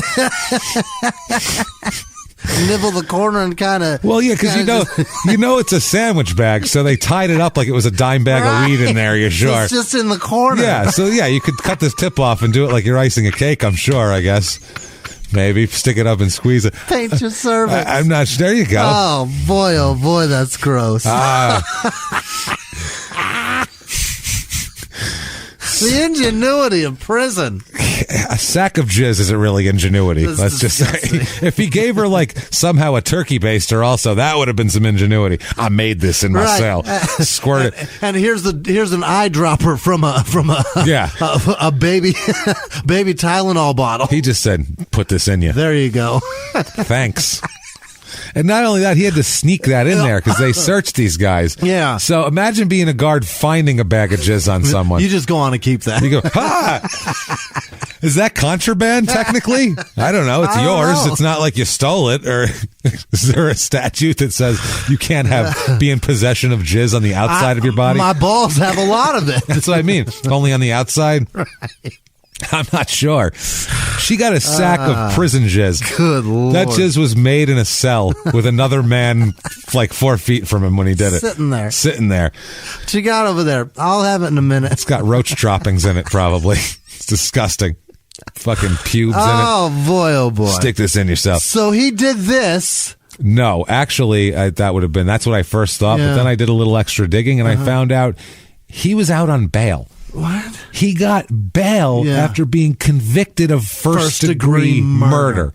How the fuck does that happen? Delaware, you're fucking up, bud. We had this before because remember there was a case with the police officer who ended up, remember that? The police chief guy who did that? Yeah. And he was out on bail for that. And then there was a statute passed that said no more bail for those fucking people. And that's what ended up happening there. But he's out on bail. While he marries his next door neighbor and knocks her up. Unbelievable. They have a son named Michael after that. So, but he was put back in jail by the time that baby was born. No. The baby comes out and then they do sentencing. This is all. What? He's out for a year? Let's talk about. Oh my God! He's very busy while he's out too, Jimmy. Very busy. Well, think about it. Yeah, the second trial was 92. He's out for like a year basically between the sentencing. So while he's on sentencing, like I said, he marries this woman. He has a baby. Now, Jesus Christ! Oh my God! So, oh boy. What he really wants to do, though, he likes getting married. He wants to have a baby. But what he really wants to do is kill Al Smith.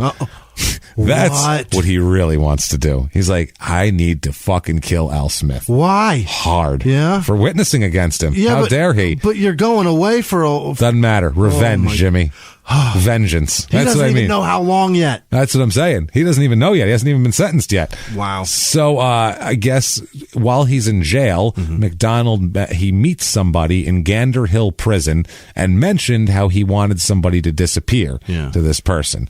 Now, apparently, he involves his wife Tracy, his new wife, this is why it ties into Love After Lockup, because if you get involved with people who are involved in crazy criminal shit, this is what happens. This is why we laugh at the prisoner dating game, and we're going to talk about Love After Lockup for a fucking hour because it's crazy to do, because this is why. There's also a psychotic Tracy on that show. There is a psychotic Tracy. That's who all I can picture in my mind, too, is her. God damn it. Sucking dick for crack on her honeymoon night.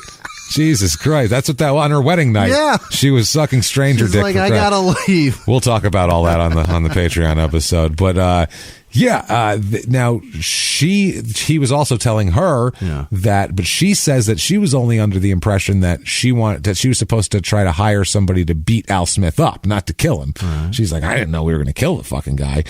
Now, an inmate suggested that Glenn contact a man named Garrett Markward. Right.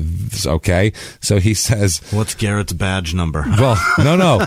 Garrett's a real hard dude. This middleman says, yo, you should talk to Garrett Markward. And then he goes, cool. So you're going to talk to Garrett? Awesome. And then he goes and calls the FBI and goes, I just told this guy to talk to Garrett Markward to set up a murder. So Glenn McDonald is going to go to Garrett Markward and try to set up a murder of Al Smith. Cool. All right. Thanks. Click. I mean, fucking someone is going to be an informant here.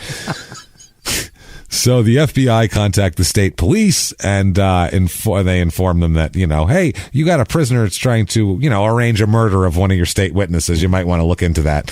So the police tap Tracy's phone, his new wife. Smart. They tap Tracy's phone and they tape her conversations with McDonald. They tape there. After first, what he did was, then the cops first arranged for Al Smith is put under police protection because there's a plot against his life. They informed him of the plot and they put him under police protection here.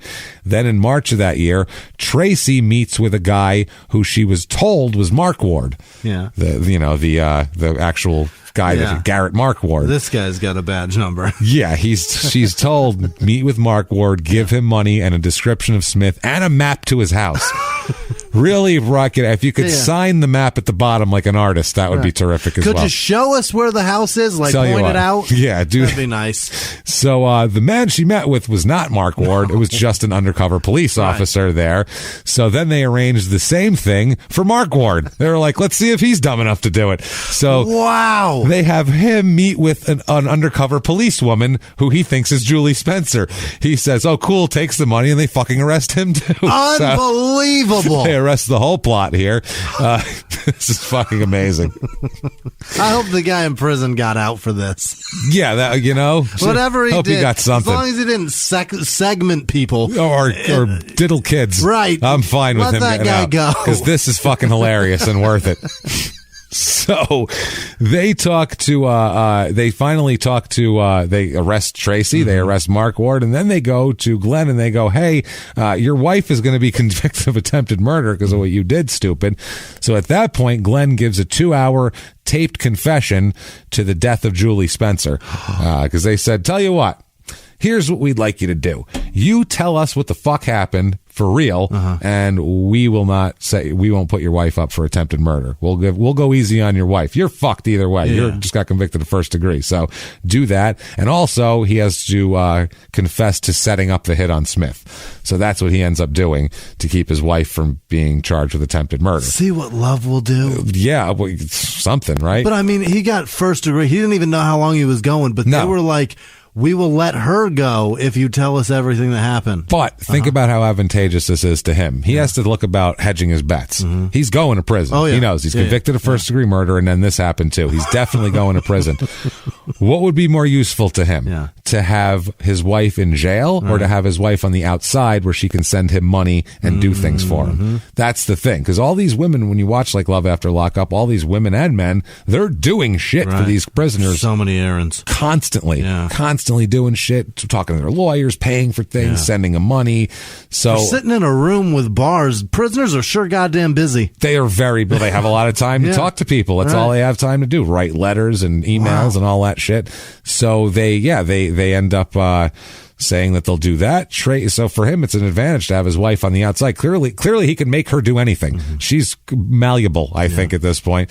Other people, but funny thing is, publicly, his father, Glenn McDonald's father, comes out publicly and says he still believes that his son made up this confession to spare his wife.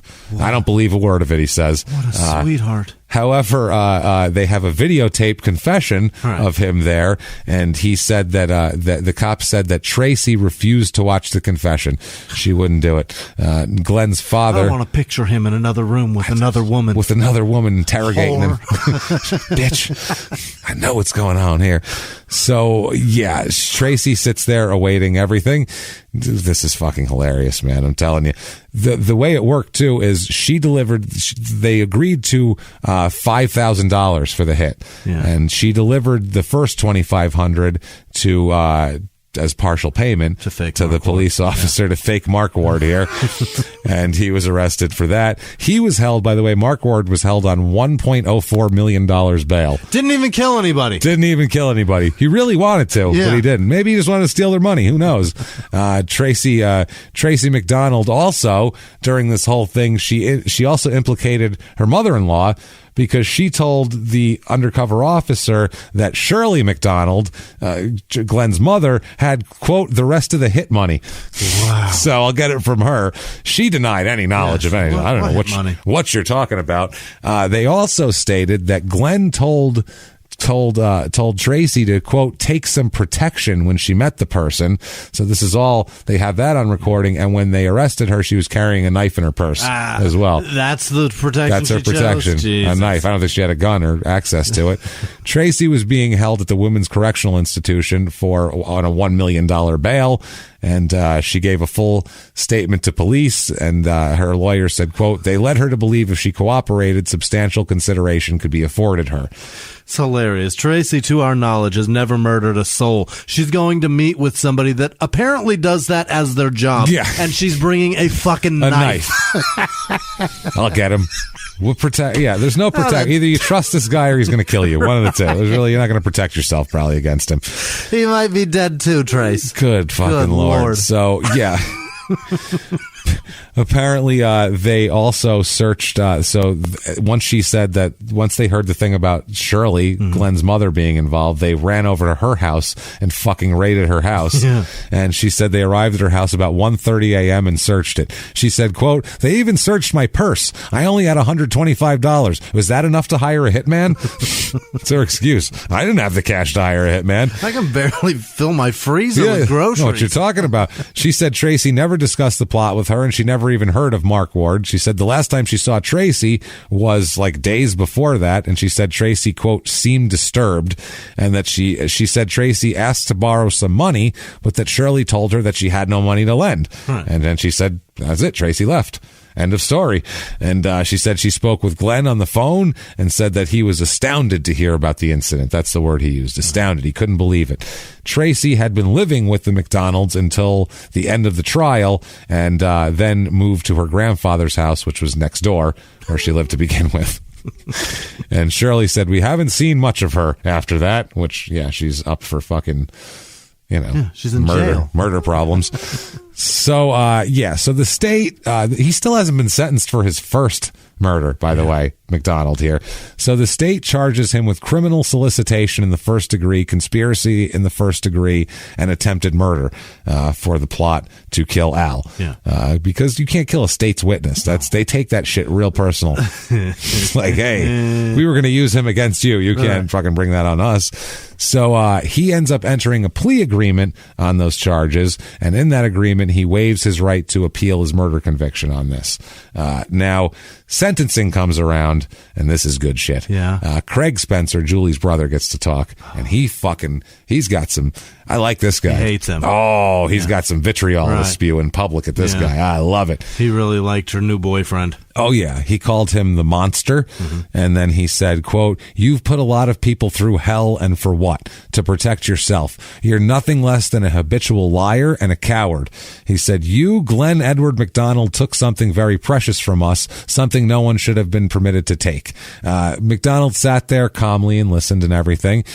He said, you're a cruel, callous, calculated murderer, but most of all, you're a thief of life and a thief of love. Okay, so that was he said. He was pissed off and gave, I would say, just valid. What he said is what anybody would want to say in his position. So then they let McDonald address the court, Glenn, before his sentencing, as you're allowed to do, rather than be contrite and be sorry. Yeah. He decides to address the family of the Spencers and tell them to chill out. Yeah. He says, quote, don't let hate destroy your family, or your families or yourselves. I've buried all my demons in hate. I don't hate you anymore. I can't make up for anything else that's done. Then he suggested that Craig should go to counseling for his pain to get over it. That's what he said. At this point, the judge interrupted him. Really? Dude. Don't tell him how to grieve, dickhead. Okay, you are making a statement for your life. You're allowed to do. Judges do not interrupt this shit. They let you say the dumbest shit ever, and then they get to sentence you. This judge, apparently, they said his eyes got real narrow, and he looked like he was like fucking pissed, like you could see white knuckles. Yeah. And he just said, enough. And then he said his piece. What did he say? He said, "You're fucking done. Yeah. Not listening to you." Yeah. Then he said, quote, "There are many victims in this case. Not only Julie Spencer, whose life you took so callously and whose body you discarded so cheaply, but her mother and her brother and the Spencer family have died a little by as well." He says, "By my sentence, it shall be, you will symbolically disappear into the cold, stark confines of a penal institution where you ultimately will die. You, sir, may fuck off. Life in prison without the possibility of parole. Eat dicks, Where you senor." will inevitably, what did he say? He said, "Where ultimately you will die." That had to have felt so fucking good to do. Yeah. And because if someone's being an asshole like that, Right. you want to jump in and do something, and there's rarely anything you can do. You can't. Yeah. This is this is the case where you can not only jump in, say something what you want, you can decide how long you'd like him to sit in a little shitty box forever. How great is that? I want to watch you disappear, and then you know what? I don't even want to hear about it, but I want you to die in there. I want you to die in there. That's what a piece of shit you are. I would love to hear. I can't wait to hear when you die. That's going to be great. But I mean, how good must that feel? I want to hear that you died, and then I want it to be like 5-6 years later where somebody goes, "Remember that one dude? Oh, yeah, I do. He totally remember him. died. When does he die? Oh, shit, 6 years ago." It's great. Oh, So really? dead as fuck. Jesus, all right, well. Dude, just to be able to have the power to take an asshole and go, "Put him away and never let him out." He's a dick. Put him away. Put him away. Fuck him. Till he dies. When he's dead, you can take him out. Till then, I want him in the box. In there. No, we're not going to do it. We're just going to let time do Right. it. He'll get raped and stuff. It'll be great. Just put him in there. It's fine. I want him to eat horrible food and get horrible medication till he dies. Till he dies. So he does, and that's what he gets. You know, when your teeth hurt, we're not even going to bother drilling it. We're just going to yank that him the bad fuck boy out. Sorry, all gone. One at a time. When each one man. rots, we'll yank it. So just imagine though the fucking satisfaction that had to feel like just to go. I can't. Stop talking. Right. You know what? I guess what I get to do. Yeah. I don't like what you're saying, and I'm going to put you in jail forever for it. I'm so done hearing your words. I'm going to put you away till you die. Till you die. How's that sound? Made sure to tell him that. Right. Or ultimately, you will die. That's a "you, sir, may Goodbye. fuck off" moment right there. So, March 1994, we get Tracy Beth Melton, who is now Tracy Beth Melton McDonald. Oh, she's sticking around. Oh, she's sticking around here. Wow. I love this newspaper article. I had to, I love the verbiage here. Tracy Beth Melton McDonald involved in a bizarre plot to hire an assassin to kill a man who testified that her husband was a murderer. Yeah. That's a huge intro to somebody. That's the first thing before comma did this. Right. That's who she is. That's a lot. Fuck, man. Jesus Christ. Not accountant at No. P&E firm. Involved in a bizarre plot to hire an assassin to kill a man who testified that her husband was a murderer, comma, pleaded guilty. Pleaded no contest to charges that could send her to prison for up to 2 years. She pleaded no contest to criminal solicitation to commit murder and conspiracy to commit murder. And in return, the state agreed to ask for no more than 2 years in prison when she's sentenced. And they also had charges of attempted murder and possessing a deadly weapon during a felony, the knife that she had, and those were dropped because those were extra. Right. You're just tacking them on there. Now, the deputy attorney general, he said he thought the plea offer was just. He said, quote, "She was just a conduit, a go-between. She was doing his bidding as far as I'm concerned." Gross. The word conduit. Conduit. Yeah, it sounds pretty gross. Sounds like you can make jizz electrocute you. Right. So, It's just a way to get the jizz in there. nasty. So her attorney said that she was manipulated by Glenn McDonald into being the go-between. She didn't even want to do it. It was fucking ridiculous here. So we'll get to that. Now, we'll get to her sentence in a second, but there's a guy here named Dave Santobianco. For this guy, it's fucking hilarious. He's the guy, he works for the probation office, the state probation and parole office, and he was assigned to be Glenn McDonald's officer when he was released on home confinement, when he was out. He had an ankle monitor on, and this guy put the ankle monitor on him, and he said this was through both trials, and, all through all of this shit. Now, when, Jesus Christ, when McDonald was convicted in February, he took off the ankle monitor and put that same ankle monitor on his wife, on Tracy, because she was then being monitored. Right. So he literally took that off and put the same one on there, which I thought is fucking hilarious. Doesn't even need to change the halo, the invisible fence for it. Same, well, next door. Right. Expand it. Yeah. He said, quote, "It's the same anklet. I thought it was kind of romantic," which is fucking great. You gotta love this guy. I thought it was kind of romantic. It's fucking amazing. He said that he went to the lockup in the basement of here and cut the anklet off Tracy again, and he tossed it. He said he had it there, and he said, quote, it was a 3-year criminal justice Peyton place, is what he called it. I don't know what that means because I never watched Peyton Place, but it seems like it's some sort of circus-like disaster. Something. No, it was a TV show in the 70s. Oh, was it? Peyton Place. Oh, I don't know. I think it's some Don't bullshit. look at me. So, yeah, this is super fucking weird and lots of wrangling. And I have to show you this picture of McDonald, a different picture of him. because this is today? No. Oh. This is around that same. He looks exactly like, if you look up Dan Aykroyd on SNL in the 70s being the toy scumbag, it was like, hey, it's a bag of glass. The kids, they like to play with the glass. It's a bag of glass. Yeah. Hey, it's a sack of hypodermics. The kids, they're pointy. They chase each other around. I'm going to stick you.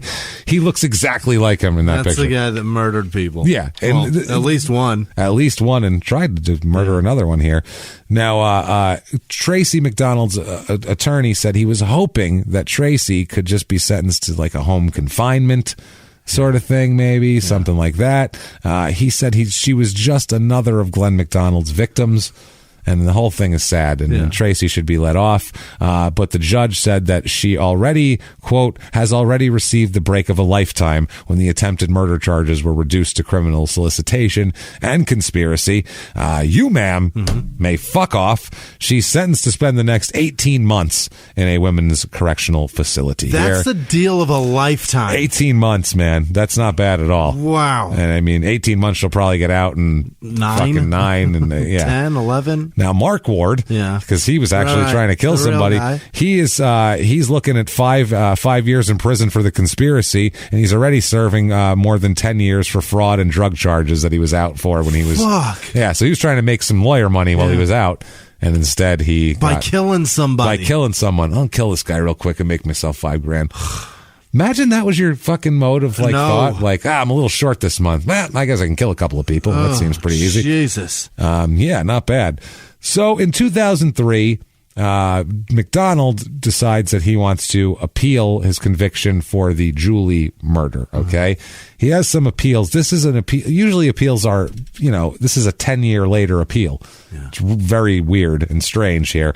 He says that the murder conviction should be reversed because the trial judge on several occasions failed to declare a mistrial and also made erroneous evidentiary rulings. We asked for it and he said no.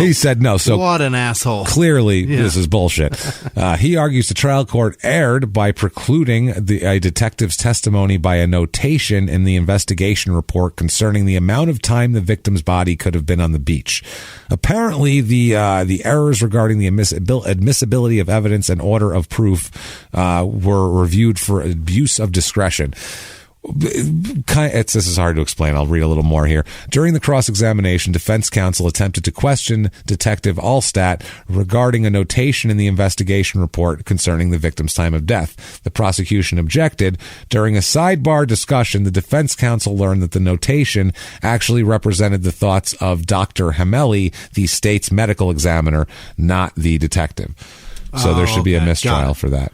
Wait, who gives a shit? Exactly. That's what I mean. Who cares whose notes it is? If you have 10 years in prison, you could go over trial transcripts with a fine-tooth comb and look for that. Anything. And go, that's a fucking mistrial. And they're like, no, it was fine. Defense counsel terminated the cross-examination of Detective Allstat and thereafter got a subpoena for the doctor. Okay. So it was just like, oh, that's not information you know. That's information the doctor knows. Never mind. We'll get him in here. That guy. That's it. Yeah. And then for some reason, the defense counsel didn't call the Dr. Gemelli during its portion of the trial, and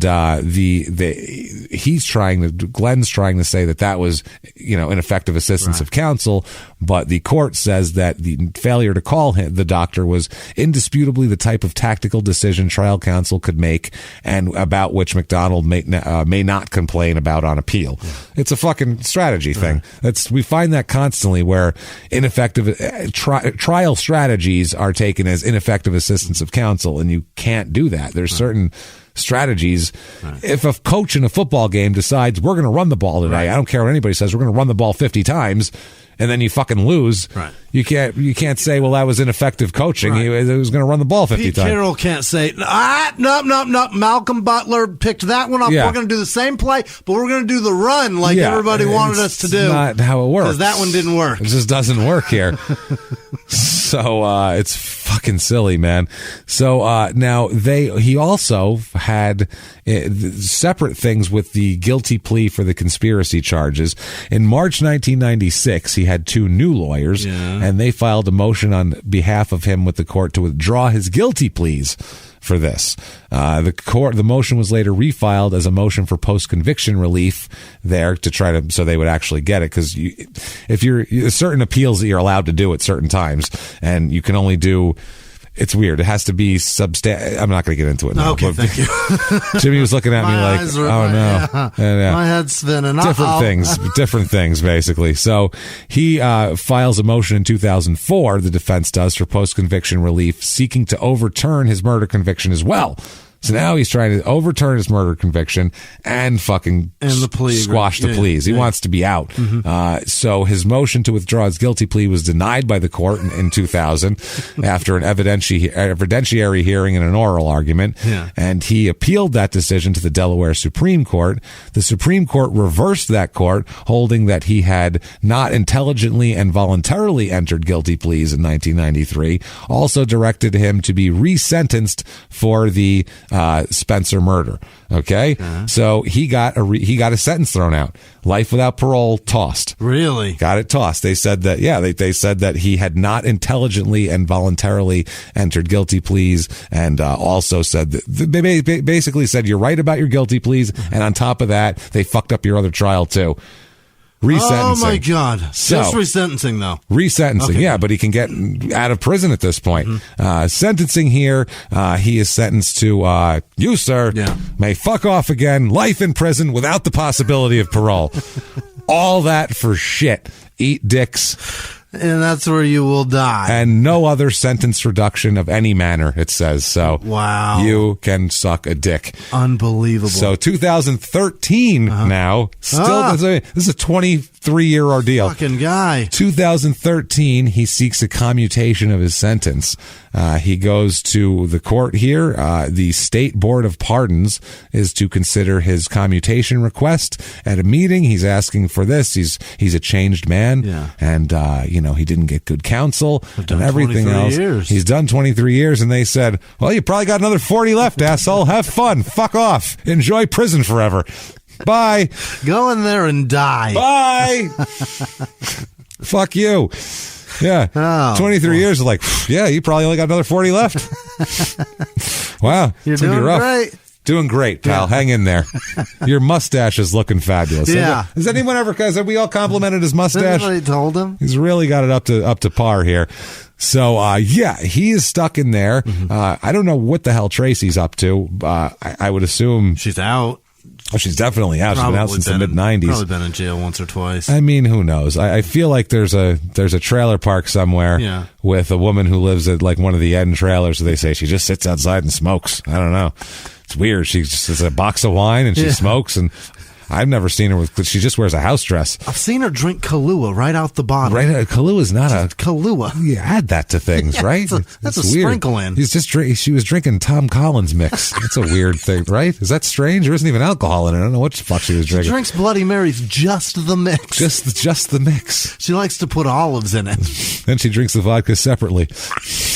Does shots of vodka. And then chases it with tomato juice. Chugs tomato juice. That's that. So she's there. I mean, Mark Wark, I'm sure he's in and out of prison the whole time. Jesus. That guy's, if he's the guy to go to hire to kill somebody. People know that about you. I can't imagine his life has just gotten, smooth and Just easy turned after around. that. Hey, smooth sailing from here, everybody. Had that little rough patch where everybody in town came to me for murder. No problem. Now I've got it. No I got it fucking under problem. control. Jesus fucking Christ almighty. That is fun. What a crazy story. Yeah. That is Port Penn, Delaware. That's one of those stories that I don't know how you could even tell it without comedy because it's so ridiculous. It's absurd. It's absurd. Like, I feel... If you heard that on Dateline, if I saw that on Dateline, I'd be like, now they're just making shit up. Yeah. Thinking we'll believe it. Because you're saying it with a straight face, so Right. it can't be true. If the guy was laughing going, holy shit, check this out what happens next, I'd believe it. And because she it's brought crazy. a knife to talk to a guy she knows murders. Dude, this would be a great movie, this fucking thing, by the way. A Ben Stiller one. That's what I mean. Not a serious film. Right. This is outside of because let's face it, obviously Julie was being lost in all this. Julie Spencer died in this, and that's terrible. It's terrible. And fucking tragic. A 22-year-old girl lost her life. It's a waste. Horrible, obviously. Right. Everything else that happens around it. This is what I mean, why we say we do true crime and comedy together, because it would be stupid to tell this story in any other way. Everything around it is fucking insane. It's insane. If Bill Curtis did this with a straight face, you'd think he was full of shit. It's not real, Bill. No, you'd be like, Bill, come on, Bill. Stop trying to be Charlie Sheen. Yes. What are you talking about? Bill Curtis is smoking crack. I think he's hanging out at Charlie Sheen's house smoking crack. He's got to be Bill. what's going on here. It's fucking not, this is a story that, I don't know how you would even tell this without comedy. I feel bad for these serious podcasters who have to do this. It's horrible. And by the way, if you are a podcaster and you're doing a true crime show and you're not a comedian, don't try to be funny. No. Just don't. Just stop it. It's unsettling. Yeah. Stop. It's unsettling. It's not okay. No. You're not good at it. No. Do you know how few people are funny in this world? It's tough to do. There are so few people that are actually funny. Like, we know a lot of comedians. Most of them aren't funny. Right. Even ones that make a living being funny aren't funny. Right. You are not going to be funny. I always tell people have to try to make not you guys are wonderful, but people try to make sarcastic comments on social media, and it's like, why do you? What are you doing? You have something in your life that you do, and it's not being funny. So why are you trying to fucking come over here and do this? Right. If you were talking to somebody who was hitting a baseball, you wouldn't be like, give me that bat for a second. No, because you would look like an idiot with your terrible swing. That's how bad you look at comedy. Do you understand? That's how unfunny you are. Anything you think, it's probably the first thought somebody actually funny had, and then they rejected that thought and went on to something better. Like somebody that's not funny would say this. This is what someone who's not funny would say. Exactly. So whenever you're trying to be funny, just think, I'm not funny. Right. And then you'll just be yourself, and that's better. It's much easier. It's not a bad thing to not be funny. It's not a great. bad thing just to be you. Just be you. You can be, you is serious, unique. or you can be whatever you are. Yeah. That's fine. Be yourself. You don't have to be funny. Not everybody has to be funny. People are trying to be funny now, I guess, to keep themselves from losing their minds. Crazy. Because let's face it, collectively, we've been ignoring the whole craziness that's going on right now. But collectively, as a nation, we've lost our fucking minds. Stop already. Sports, think about this. Sports and television, new shows, have stopped for 2 weeks, and we made a fucking lunatic, tiger-handling, gubernatorial loser the biggest celebrity in America. That's what happened in 2 weeks. That's how we don't know how to fucking be. Right. 2 weeks, we're like, no one's hit a ball. Right. You guide me, Joe Exotic, please.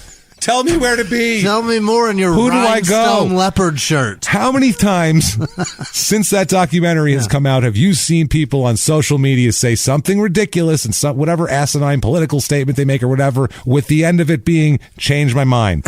How many fucking people have done that? Literally 100,000. Joe Exotic is a role model. Right. He's not a hero, you fucking idiots. Everyone in that show is a fucking moron. Every one of them. There is no person to root for. No hero. No.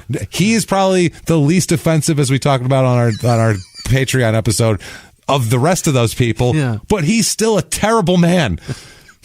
He's not a national hero. No, it's not. We need sports back, is what I'm saying. Badly. We need sports and we need television back, because otherwise, who knows who's going to be the next fucking leader of the nation. But the other point is that's how fucking serious this is. The NBA and the NFL and NCAA and regular TV generates so much fucking money. There's billions. We're pissing it away. Billions. For them to stay at home. How much you make? Fucking 70, 65 grand a year. Yeah. Shut the fuck up and sit down. Everybody sit down. It's not. We're there with you. Right. That's the thing. We're doing it too. You know how we make money as comedians? We go on the road. We go on the road. We do shows. You That's know how what we get pay our to? bills. Fucking shows. That's how we pay our bills. So sit down. Yeah. We get it. We get it. We're all there with you. But when Urban sucks. Meyer is sitting on his fucking couch, I guarantee you that doesn't make him money. No. He probably still some way to scam it. Yeah. He's probably stealing money from Tim Tebow still. But if you being outside is making this worse, sit the fuck down. And okay, I'm going to say this, and this might be controversial. Oh, boy. Okay. She's like, oh boy, what's he going to say now? Okay, you church folks out there. Yeah. You know, I'm not a religious person, but hey, you want to be religious? Knock yourself out. You want to go to church? Knock yourself out. Stop going to fucking church when this is over, and Jesus will be there. Going to church. Jesus will understand. He's aware. He's been here for 3,000 years. He's aware of what's fucking happening here. Well, but 2,000. It's funny that not all of them, because there's a lot of responsible people out there, but some of these nut cases in Florida who got arrested for having mega church functions, it's like, I won't close my doors. Because you're so much of a rebel, or because that's how you make your fucking money, you scumbag fuck. Do you think we don't want to do it too? We'd love to. Yeah, come on in. Fuck that. Yeah, come on. Yeah, but then you're all going to get sick, and we'd feel terrible about that. Plus, we're not fucking allowed to. Right. So that's the other thing. So why are you? Yeah. At this point, if you want to fill the pews, great. We'll lock the doors from the outside. Wonderful. Enjoy. In there. Fucking breed it and give it to each other, and keep it like a cruise ship. Fuck yeah. There you go. So have your fucking your Sunday church on a Carnival cruise line. If you won't do that, that's our say in this shit. Shut the fuck up. That's our say in this shit. Seriously. Shut the fuck up. Stay home. I'm tired of this Knock shit. it the fuck off. You don't have anywhere to be. And all the people are like, well, what happens then next time when this happens? Then the government, shut the fuck up. Shut up. We'll cross that when we get to it. If it's as bad as a global pandemic, come to each of your fucking houses. If it's as bad as a global pandemic, then we'll fucking let him do it. If not, then we'll go, no. So anyway, that's how that works. Fuck. If you enjoyed the show, I know what you can do. You can tell us all about it. Head over to Apple Podcasts, the purple icon, and give us 5 stars. It helps so much, and I have no fucking idea why. Just helps on the business end, helps drive you up the charts. People notice the show, and then they listen to it. That's how it works.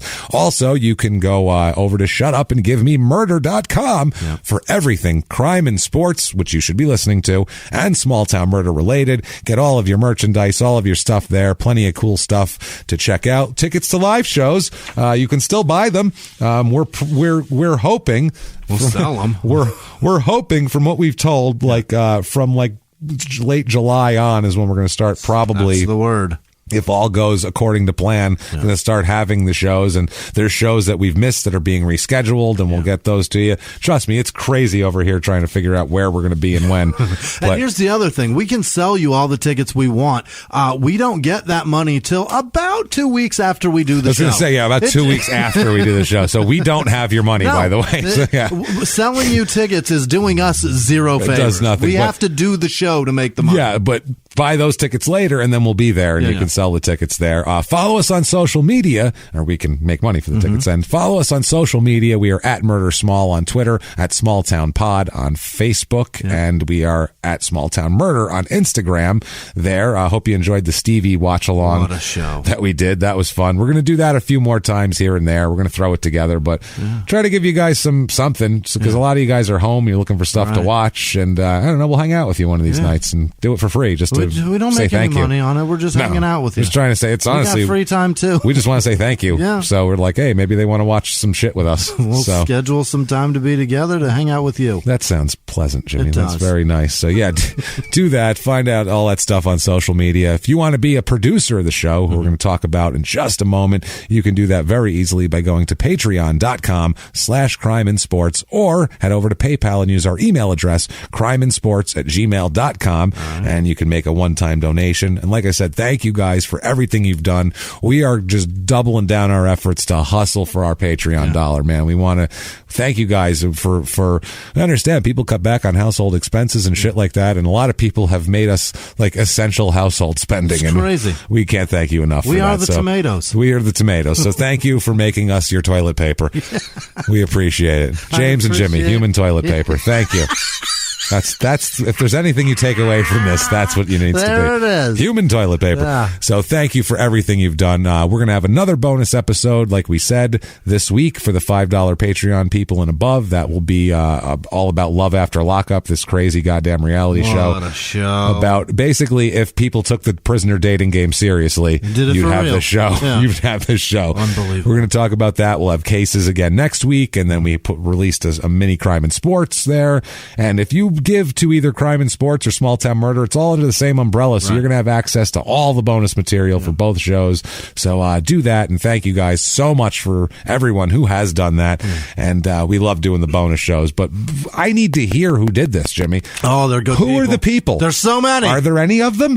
Will you tell me about them? I will. Oh my God, Jimmie, tell me about those people. Hit me with it right now. This week's executive producers are Leanne Dice, Tonya Volanek, Christiane Castaldi checking back in, Paul Ramming, Clay Thorson, and his wife, who is an RN, and all of the front line. Thank you, everyone. Like that. You guys are fucking heroes. Thank you. Susanna Platt, Jim Healy, Renee Byrne, Joanne Ahern, Rice Probin, Ryan Sargent, Jerry Oliver, Megan Newell, what is that? Eileen Hodnett, yep. Nope. Thomas Ludwig, Andrea Papa George, Jordan Bennett, John Buck, John Sordo, Christine Valdez, Carl Bittner, and then there's one more. I moved it right here. Khaki Surrett. Thank you guys so much for everything that you do for us. We're really just blown away by it. Other producers this week, strap in. This shit's going to be long. Ashley Papineau, Aku Sayix, I think. Goda De Lavinia? Nope. Rosie Goldstein, Dave Dispacoli, Pascal. Hey. Molly Broussard, Ann Donche. Damn it. Jenna Stoner. This is crazy. Ian Abrahams, Will Hart, Taylor Cody, Jim Healy, Joanne with no last name, Megan Hicks, Olivia Tatum. Nope. Allison Reed, Kyle Hendershot, Susan Borowski, Corey with no last name, Michelle Holmes, Margot Trout, Lester Herbert, Jessica Rothwell, Justin Green, Simon, Pam Putnam, Sean Wells, Patricia Alberts, Ryan Harold, Justin Stragliotti, Catherine Babcock or Blaylock, Babcock. Badcock? I don't know. Tabor DeRoyne, Shireen Castle, Chris Ferrari, Ashley Angeline, Douglas Parton, Drew Waller, Michelle Gonzalez Macias, Wendy and Neil Lowe, April Curley, Patricia Young, Stephanie with no last name, Ted Arnold, Jesse Howe, Joe Merkel, Susie Goodman, Jenny Koski, Taylor with no last name, Hannah Johnson, John Stinn, Brian Heller, Dana Holly, Sydney Gillespie, Christine M, Mark Case, Ashley Cuthbertson, that's Williams. What is that? Renee Bird, Williams Reef. Oh, that's what that is. It's Williams Reef's Aquarium. Okay. That's what it is. Mal Satorian, Yazhoon, Lynn. I'm not fucking cultured. Quincy Moe, Alyssa Kane, Dylan Lavalle, Malia Martinez, Erica Taylor, Stephanie with no last name, Corey Owens, Nicole Munier, Ben Streeter, Ashley Curry, Chris McNuckle,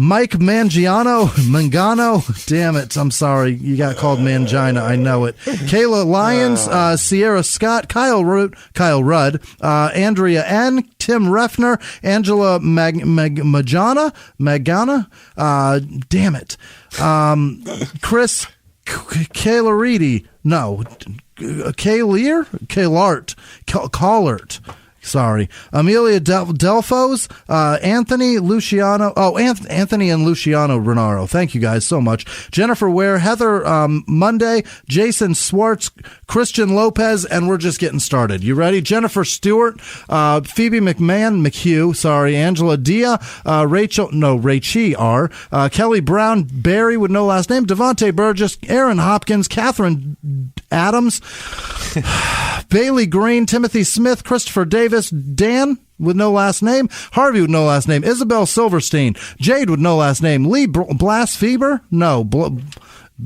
no. I'm not going to try. God damn it. I gave my best. Crystal Kefalis, Patrick Sir, Heidi Hauser, Sebastian Kachiki, Melissa Jones, Tyler Vera, Sam G, Kyle Nelson, Zaylee, no, I don't know what that is, Veterisics, I don't know what I did. Rayleigh? Fuck. Emily Hudson, Scott Tucker, Katie Felix, Mike with no last name, Jake Price, Tyler Fitzgerald, Claudia Parks, Che and Steph, Albert Lopez, Amina Zaidine, Rena Jackson, Max J, I think that's what that is. Heather Veltri LaFour, Crystal with no last name, Hannah Patricia, Elisa Cassandra Edaconics. Oh boy. That could, I don't know what that is. Yeah. Christina Ransom, Lisa Babbitt, Emma with no last name, Kevin with no last name, Catherine Grissett, Christina Krisnalik,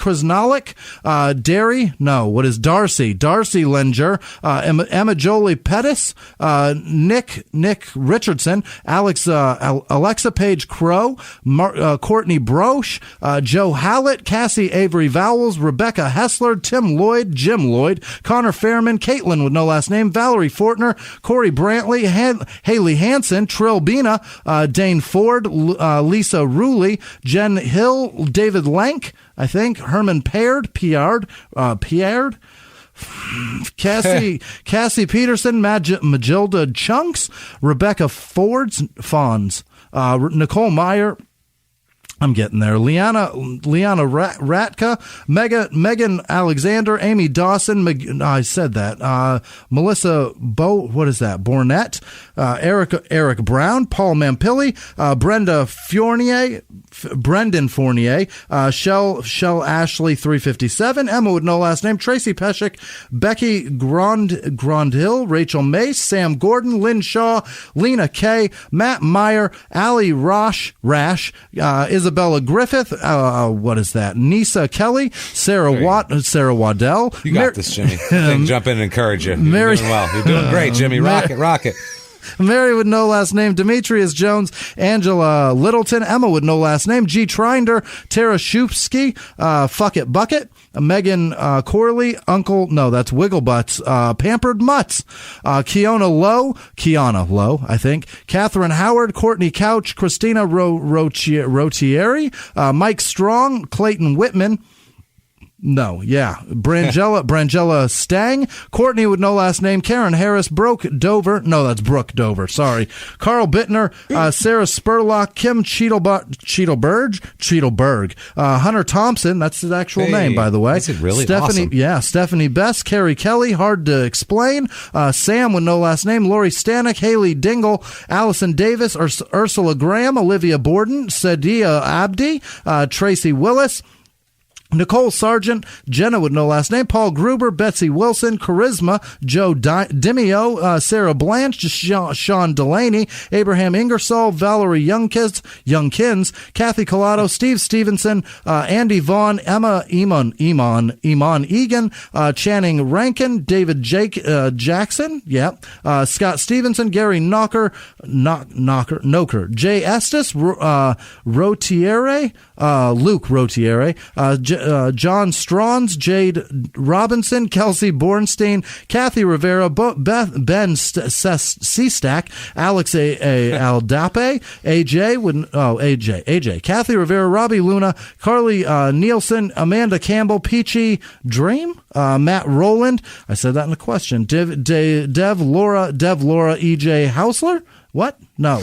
Nikki Taylor, Erica Popham, Dan Matz, April Growth, Olivia Ritter, Will Robinson, Mike Miller, Melissa with no last name, Francisco Mora, Nicola Marshall, Jessica Lewis, Margot Delaney, I said that, Candace Fitzpatrick, Jordan with no last name, Matt Rowland, Robbie Luna, Peachy Dream, Isabel Aguera, Nick with no last name, Sarah Linderman, Caitlin Weekly, and another page, Linda Duran Campbell, Taylor Jennings, Kelly Keys, Becca Mirfica, what?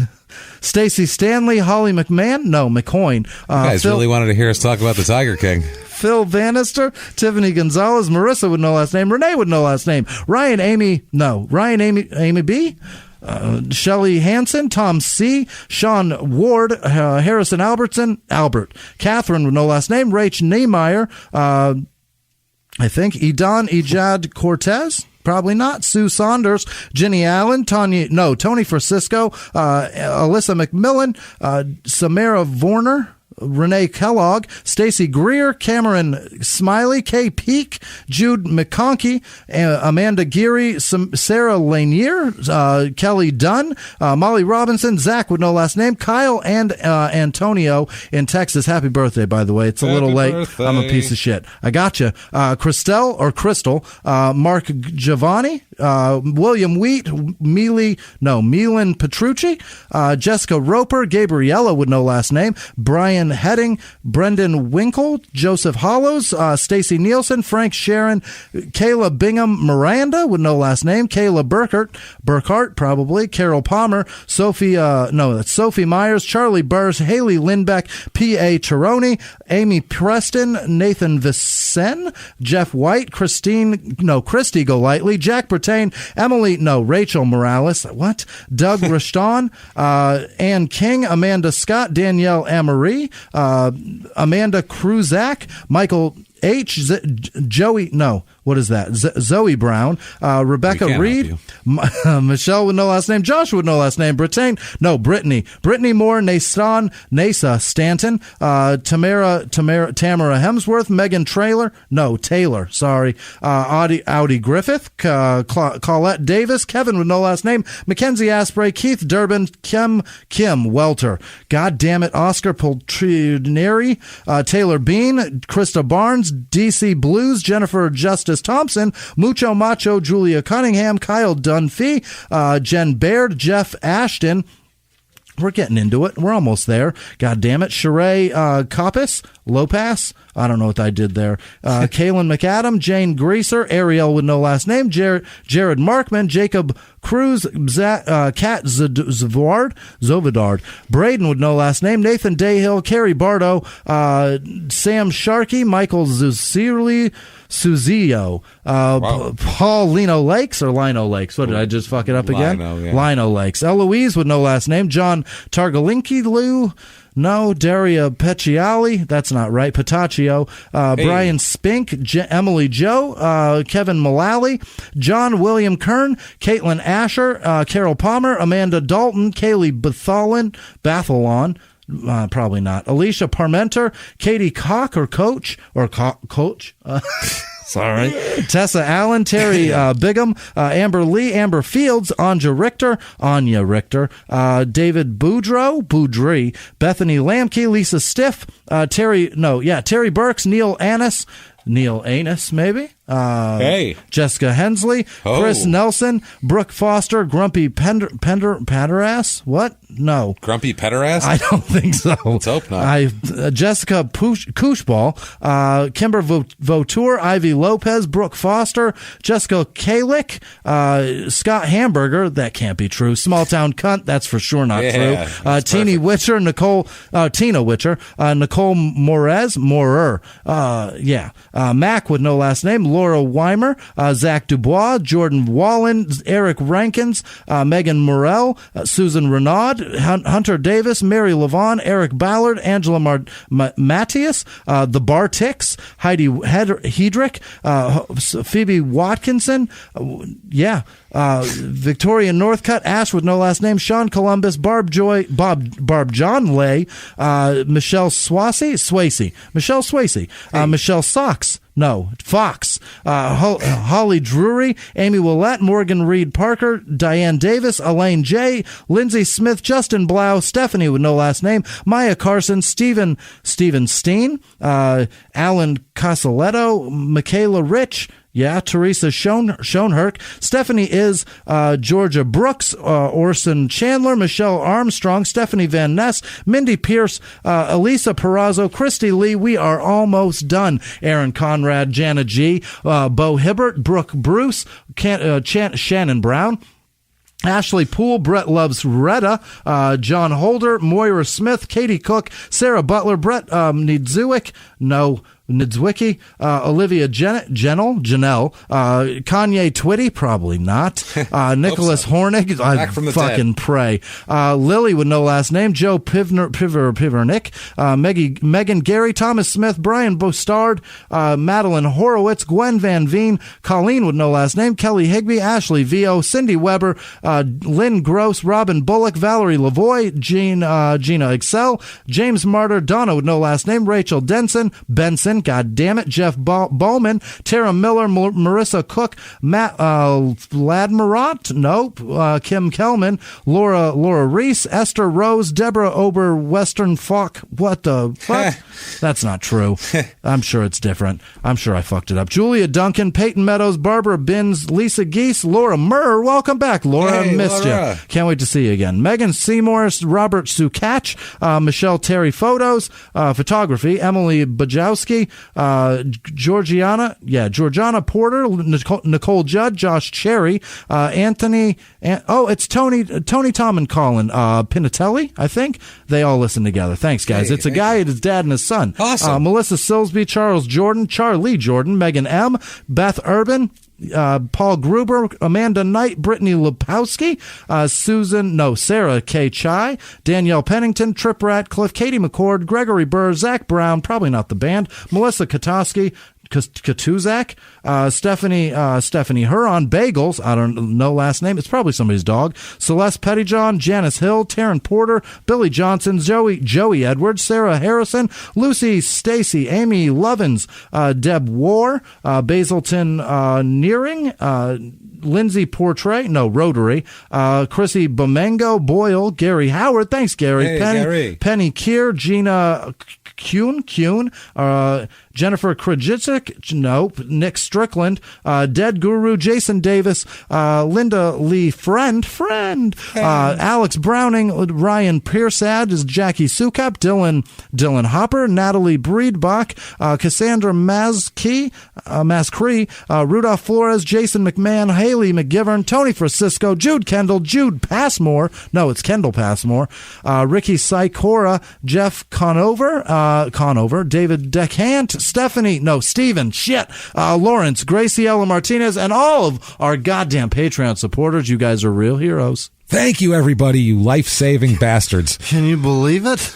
You life-saving sons of bitches. Honestly, it's a lot of people, and thank you guys for doing this. We know you're trying to get through this. We're trying to get through this. Thank you for helping us get through this in a time where we basically had all of our revenue taken from us. So thank you guys for making really sure amazing. That we have food on the table because of you guys, Patreon. So we're going to keep working hard for you at that as much as we possibly can. And Jimmy, what if someone wanted to work hard for you? How could they inform you of that decision? You can find me at Whisman Sucks, WHISMAN Sucks on Twitter and Instagram. That's where you can tell me how much you dislike me. How can they inform you of that decision? What a weird way to put that. Where can they tell you how much they enjoy you being their toilet paper with ripples? Oh, you're a human toilet paper. You can tell me about my toilet paper equalities over at Jimmy P is Funny, or just copy and paste my last name from the show description and do it that way. It's much easier. I want to see a bunch of tweets that say Jimmy P is Funny has the best ripples. Yeah, double pleated, baby.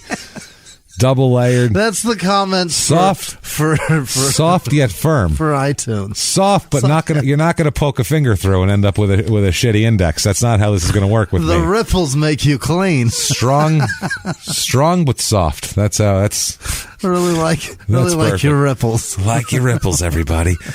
Oh, my goodness me. So thank you guys so much for joining us this week. Keep coming back every week. I'm telling you guys next week, insane story again. So come back next week. Keep on doing that. And until next week, everybody, it's been our pleasure. Bye.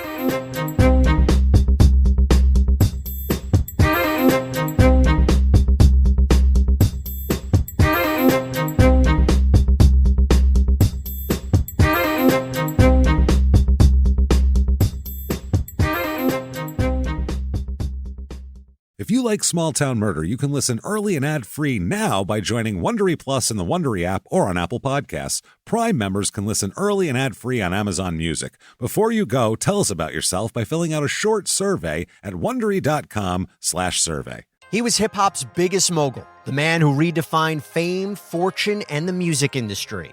The first male rapper to be honored on the Hollywood Walk of Fame, Sean Diddy Combs. Diddy built an empire and lived a life most people only dream about. Everybody know ain't no party like a Diddy party, so. Yeah, that's what's up. But just as quickly as his empire rose, it came crashing down. Today I'm announcing the unsealing of a 3-count indictment, charging Sean Combs with racketeering conspiracy, sex trafficking, interstate transportation for prostitution. I was up. I hit rock bottom, but I make no excuses. I'm disgusted. I'm so sorry. Until you're wearing an orange jumpsuit, it's not real. Now it's real. From his meteoric rise to his shocking fall from grace, from law and crime, this is the rise and fall of Diddy. Listen to the rise and fall of Diddy exclusively with Wondery Plus